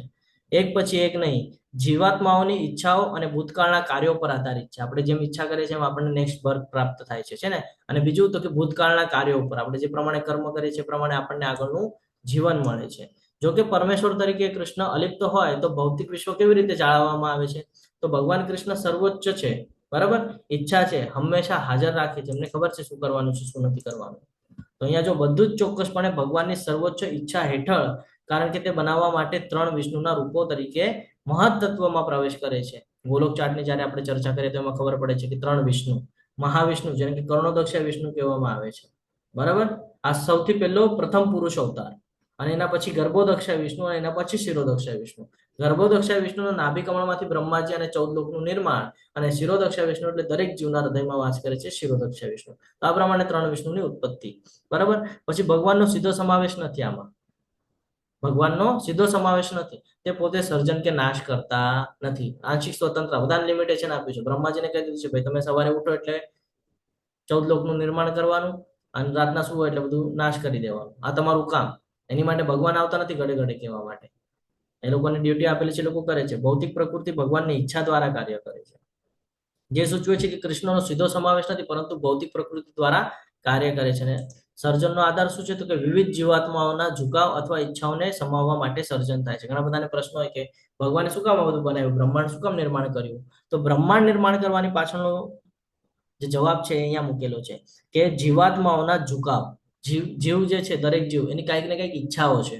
આ ઈચ્છાઓ પૂરી કરવા માટે ભગવાન એને નિર્માણ કરીને આપ્યું છે. કે ઠીક છે, આપણે બધા ગોલોક વૃંદાવનમાં હતા, આપણે નીચે જોયું તો આપણી ઈચ્છાઓ થઈ, તો ભગવાનને કીધું આપણે કે ભાઈ આ ઈચ્છાઓ પૂરી કરવી છે. ભગવાને મોકલાવ્યો તો આપણે કર્મ કર્યા, એટલે આપણે ફસાઈ ગયા. સમજી રહ્યા છો? જેમ આપણે ઓરિએન્ટેશનના ક્લાસમાં જોયું કે ધ્યુ નામના જે વસુ છે એમણે ગાય ચોરી લીધી, સુરભી નામની, શ્રાપ મળી ગયો. ઈચ્છા વ્યક્ત કરી ને કે ભાઈ પત્નીને હું વીર છું એમ બતાડું કે હું બહુ મોટો વીર છું, પ્રભુત્વ જમાવવા માંગતા હતા, થઈ ગયું પતન. એટલે હંમેશા ધ્યાન રાખવાનું છે કે ક્યાં આપણે કેવી રીતે વર્તન કરવું જોઈએ. આગળ તો કે હે કુંતી પુત્ર, મારી શક્તિઓમાંની એક એવી આ ભૌતિક પ્રકૃતિ એટલે કે અપરાશક્તિ મારી દેખરેખ હેઠળ કાર્ય કરે છે. ભગવાન કહે છે આ બધું મારી દેખરેખ હેઠળ ચાલી રહ્યું છે, અને સર્વ ચર અને અચર જીવોને ઉત્પન્ન કરે છે. એટલે કે જે કાંઈ પણ હલનચલન કરી શકે છે એ, જે હલનચલન નથી કરી શકતું એ, આ બધાને ઉત્પન્ન કોણ કરે છે? તો કે આ બધા મારી દેખરેખ હેઠળ કાર્ય થઈ રહ્યું છે. બધું મેં ડિપાર્ટમેન્ટ સોંપીને રાખ્યું છે, અને એના શાસન હેઠળ આ જગત વારંવાર સર્જાય છે અને વિનાશ થતું રહે છે. મહાવિષ્ણુની વાત કરી રહ્યા છે કે મહાવિષ્ણુ દ્વારા બધું સર્જન થાય છે અને વિનાશ થાય છે. અને પછી બ્રહ્માજીને બધાને ડિપાર્ટમેન્ટ આપે છે કે ભાઈ તમારે આ બધું જોવાનું છે. સમજાઈ રહ્યું છે? હરે કૃષ્ણ. બહુ વધારે સમય લઈ રહ્યો છું હું તમારો, એક 5 મિનિટમાં આપણે પૂરું કરશું. ભગવાન કૃષ્ણના વિભિન્ન ઉપાસકો, એના વિશેનું આપણે જ્ઞાન પ્રાપ્ત કરીએ. 2-3 શ્લોક લઈએ અને આપણે કન્ક્લુડ કરીએ. હું જ્યારે મનુષ્ય રૂપે અવતરું છું ત્યારે મૂર્ખ લોકો મારો ઉપહાસ કરે છે. તેઓ સચરાચરના સર્વોપરી સ્વામી તરીકેની મારી દિવ્ય પ્રકૃતિને જાણતા નથી. ઉપહાસ કરે છે, કેમ? સમજી જ નથી શકતા, તર્ક વિતર્કો કરે છે, શ્રદ્ધા નથી, છે ને. કોણ સમજી શકે કૃષ્ણને? જેણે કૃષ્ણ વિશે વાંચ્યું હોય, સાંભળ્યું હોય, એ સમજી શકે કૃષ્ણને. બાકીના તો ખાલી અંદાજો લગાડી શકે છે કે કૃષ્ણ છે કોણ, અને એમાં પણ સમજી શકતા નથી. તમે ખાલી ભગવદ્ ગીતાનું વાંચન કરી લો તો સમજાય છે કે કૃષ્ણ કોણ છે. ક્લાસ કર્યા વગર સમજાતું નથી આપણને. સેમ એસ છે કે જે લોકો મૂર્ખ છે, જે લોકો પાસે જ્ઞાન નથી, તો અધૂરું જ્ઞાન જેની પાસે છે, જેમ કે નિર્વિશેષ બ્રહ્મની ઉપાસના કરે છે, લોકો સાકાર છે કે નહીં એ જ કન્ફ્યુઝનમાં છે. એ લોકોને લાગે છે કે ભાઈ આત્મા જેને મળી જાય છે, જ્યારે કે ભગવદ્ ગીતામાં ક્લિયર કટ કીધું છે કે આત્મા કોઈ દિવસે મરતું નથી, તો બળવાનો વિષય આવતો નથી. પણ આ તર્ક વિતર્ક કરતા હોય છે. એવી જ રીતે કોઈ ઉપનિષદની અંદર કોઈક શેમાં કઈક એવો શ્લોક આવી જાય એટલે એને પકડીને ચાલે પછી કે આમાં કેમ આમ લખ્યું છે. પણ કોઈ દિવસે આ ભગવાનની જે લીલાઓ છે આ લીલાઓને સમજી શકતા નથી, એટલે મૂર્ખ લોકો ઉપહાસ કરે છે, અને કોઈ દિવસે એ ભગવાનને સમજી શકતા નથી, કે કોઈ દિવસે જાણી શકતા નથી. અહીંયા ખૂબ મહત્વના મુદ્દા મૂકેલા છે. જાનંતી, અજાનંતી અને ઔજાનંતી, આ 3 પ્રકાર છે. શું સમજાવે છે આ? કોણ કહે છે? હરે કૃષ્ણ. હરે કૃષ્ણ. જે લોકો સાચું જાણે છે કે સત્યમાં તદ્વત ભગવાન કૃષ્ણને સમજવાથી મુક્તિ થાય છે. ભગવદ્ ગીતાના 4થા અધ્યાયના 9મા શ્લોકમાં કીધેલું છે ને આ, કે ભગવાનને શું કામ જાણવું જોઈએ, શું થાય છે, ભગવાન સાચા સ્વરૂપે કેવી રીતે ઓળખાય છે ને, આપણો આત્માનો ફરજ શું છે, આત્માએ શું કરવું જોઈએ, શું ન કરવું જોઈએ, ભક્તિ શું કામ કરવી જોઈએ, ભક્તિ કરે તો ખબર પડે કે ભાઈ હું આત્મા છું. આત્મા એટલે શું? મમ્મેવાન છે જીવલો કે જીવભૂતો સનાતન. હું ભગવાનનો સનાતન અંશ છું, તો મારે ભગવાનની સેવામાં પરોવી રાખવું જોઈએ, પોતાને ભગવાનની સેવા કરવી જોઈએ. શું કામ? તો કે ભાઈ મુક્તિ પ્રાપ્ત થાય છે ને, આનંદ મળે, સ્થિરતા આવે, કોઈ કન્ફ્યુઝન વાળી સ્થિતિ નિર્માણ ન થાય, એટલા માટે જાનંતી. પછી અજાનંતી એટલે કે જે લોકો જાણતા નથી, ભગવાન કૃષ્ણનું અજ્ઞાન જન્મ અને મૃત્યુના ચક્રમાં ફસાવી દે છે આપણને, કોઈ દિવસે સમજી શકતા નથી. એવા લોકો જે મૂર્ખ છે ને એની વાત કરે છે. મૂર્ખ લોકો કોઈ દિવસે સમજી શકતા નથી, એ હંમેશા તર્ક વિતર્ક જ કરતા રહે છે કે ભાઈ આત્મા શું છે, તો કે ભાઈ બ્રહ્મમાં લીન થઈ જાય છે. આ એ લોકોનું તર્ક વિતર્ક હોય છે. અને પછી તો કે ભાઈ શાસ્ત્ર સાંભળે તો કે ભાઈ આમાં જે લખેલું છે આ બધું કઈ મગજમાં ઉતરતું નથી, એટલે કોઈ દિવસે જાણી શકતા નથી. પછી વિરોધ કરે ભગવાનનો. જયારે તમે એની સાથે વાત કરો તો એ કે ભાઈ અમારા ભગવાન શ્રેષ્ઠ ને આ ભગવાન થોડી છે, એ તો જન્મ લઈને આવ્યા હતા અને પછી લાસ્ટમાં એમને તીર લાગી જાય છે અને મૃત્યુ થઈ જાય છે. તો શ્રીમદ ભાગવતમ ખોલીને વાંચવું જોઈએ કે ભગવાન એમાં ક્યાંય જ ઉલ્લેખ નથી કે એમનું મૃત્યુ થયું. હા, તીરનો ઉલ્લેખ છે પણ મૃત્યુ ઉલ્લેખ નથી, કારણ કે ભગવાનનું સ્વરૂપ દિવ્ય છે. મૃત્યુ કોનું થાય? ભૌતિક શરીરનું થાય. ભગવાનનું શરીર ભૌતિક છે કે નહીં? દિવ્ય છે, તો એનું કોઈ દિવસે મૃત્યુ થાય કે નથી થતું. તો આ સમજવું જરૂરી છે. પણ જે લોકો મૂર્ખ છે ને, જાણતા નથી ને, એ લોકો એવું તર્ક કરે છે કે ભાઈ લાસ્ટમાં પછી આવી રીતે ભગવાનને જો કર્મનું સિદ્ધાંત લાગુ થયું એટલે એમને તીર લાગ્યું પગમાં અને પછી મૃત્યુ થઈ ગયું. મૃત્યુ નથી થતું. આની માટે જ્ઞાન હોવું જરૂરી છે. અને આ જ જ્ઞાન જો ન હોય તો આપણે કન્ટિન્યુ જન્મ મૃત્યુના ચક્રમાં આવ્યા કરે છે, પણ કોઈ દિવસે પોતાને સુધારવાનો પ્રયત્ન કરતા નથી. તો જાનંતી એટલે જે જાણે છે એ, અને અજાનંતી એટલે જે નથી જાણતા એ, અને ત્રીજું છે અવજાનંતી એટલે જે ભગવાનને જાણીને પણ અપમાન કરે છે, કૃષ્ણ વિશે ગેરસમજ નિર્માણ કરે છે, બંધનમાં વધારો કરે છે.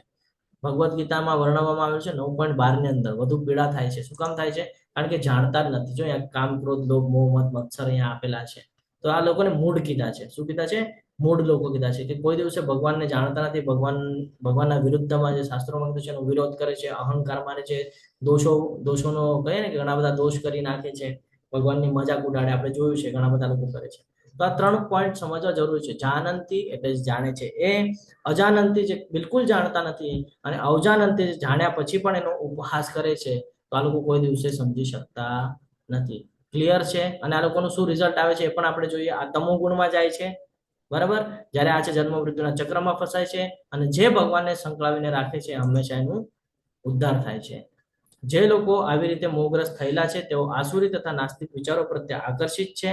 આ મોહગ્રસ્ત અવસ્થામાં તેમની મુક્તિ માટેની આશા, તેમના સકામ કર્મો અને તેમનું જ્ઞાન સંવર્ધન એ બધું જ વ્યર્થ થઈ જાય છે.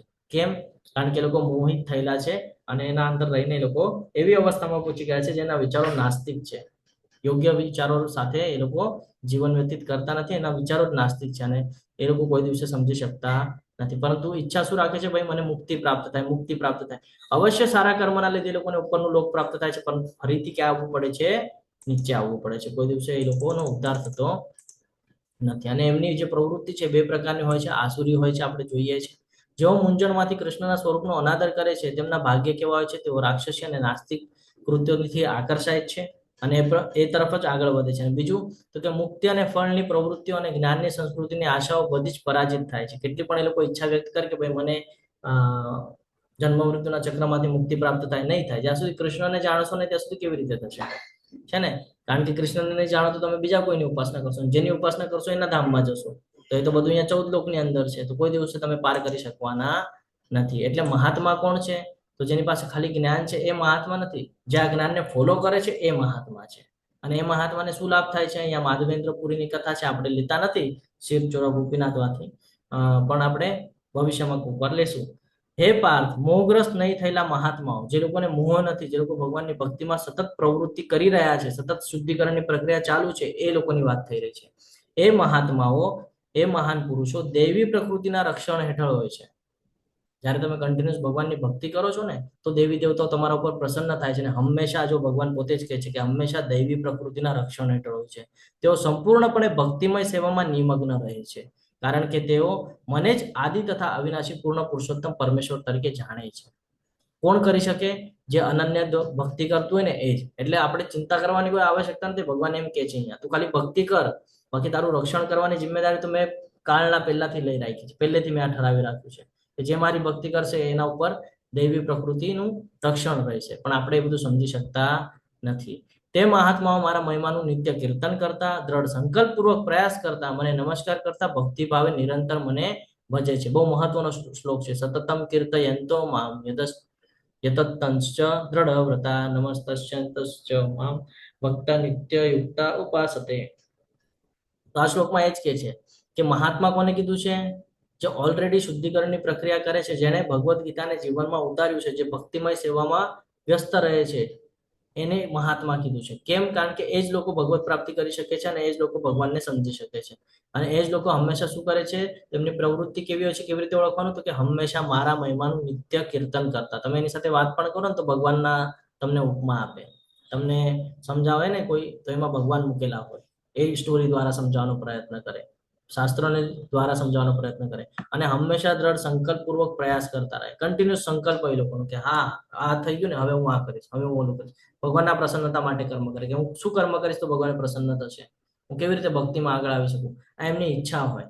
અને હંમેશા ભગવાનને નમસ્કાર કરતા ભક્તિ ભાવે ભગવાનને ભજતા રહે છે. એટલે હંમેશા ભગવાન કહે છે કે મારા ગૌરવનો જપ કરવો, ખૂબ જ દ્રઢ નિશ્ચયથી પ્રયાસ કરવો જોઈએ, મારી સામે નમવું જોઈએ. આ મહાન આત્માઓ કાયમ મારી ભક્તિથી પૂજા કરે છે. અને ઘણા બધા ઋષિઓ છે, ઘણા બધા એવા મહાત્માજનો છે કે જેમણે ભગવત ધામની પ્રાપ્તિ કરેલી છે. કેવી રીતે? તો આ જ માધ્યમથી સતતમ કીર્તયંતોમાં કન્ટિન્યુઅસ કીર્તન કરીને, ભગવાનની સેવા કરીને, ભગવાનની ભક્તિ કરીને એ ગયા છે. હવે 3 પ્રકારના લોકો છે જે સમજી શકતા નથી, એવા જ્ઞાની છે કે અલગ અલગ માધ્યમથી તર્ક વિતર્ક થતા હોય છે. તો એ કયા છે? તો એ હવે અહીંયા કે છે, જે અન્ય મનુષ્યો જ્ઞાન સંવર્ધન દ્વારા યજ્ઞમાં પરોવાયેલા રહે છે. અન્ય મનુષ્યો, હા, જ્ઞાન સંવર્ધન દ્વારા ક્યાંક ને ક્યાંકથી જ્ઞાન પ્રાપ્ત કર્યું અને એના દ્વારા યજ્ઞમાં પરોવાયેલા રહે છે, એટલે એ કરવાનો પ્રયત્ન કરે છે. તેઓ પરમેશ્વરને એકમેવ અદ્વિતીય રૂપે અનેક રૂપો ધરાવનારા તરીકે અને વિરાટ રૂપે ભજે છે. 3 પ્રકારે ભજે છે. કેવી રીતે?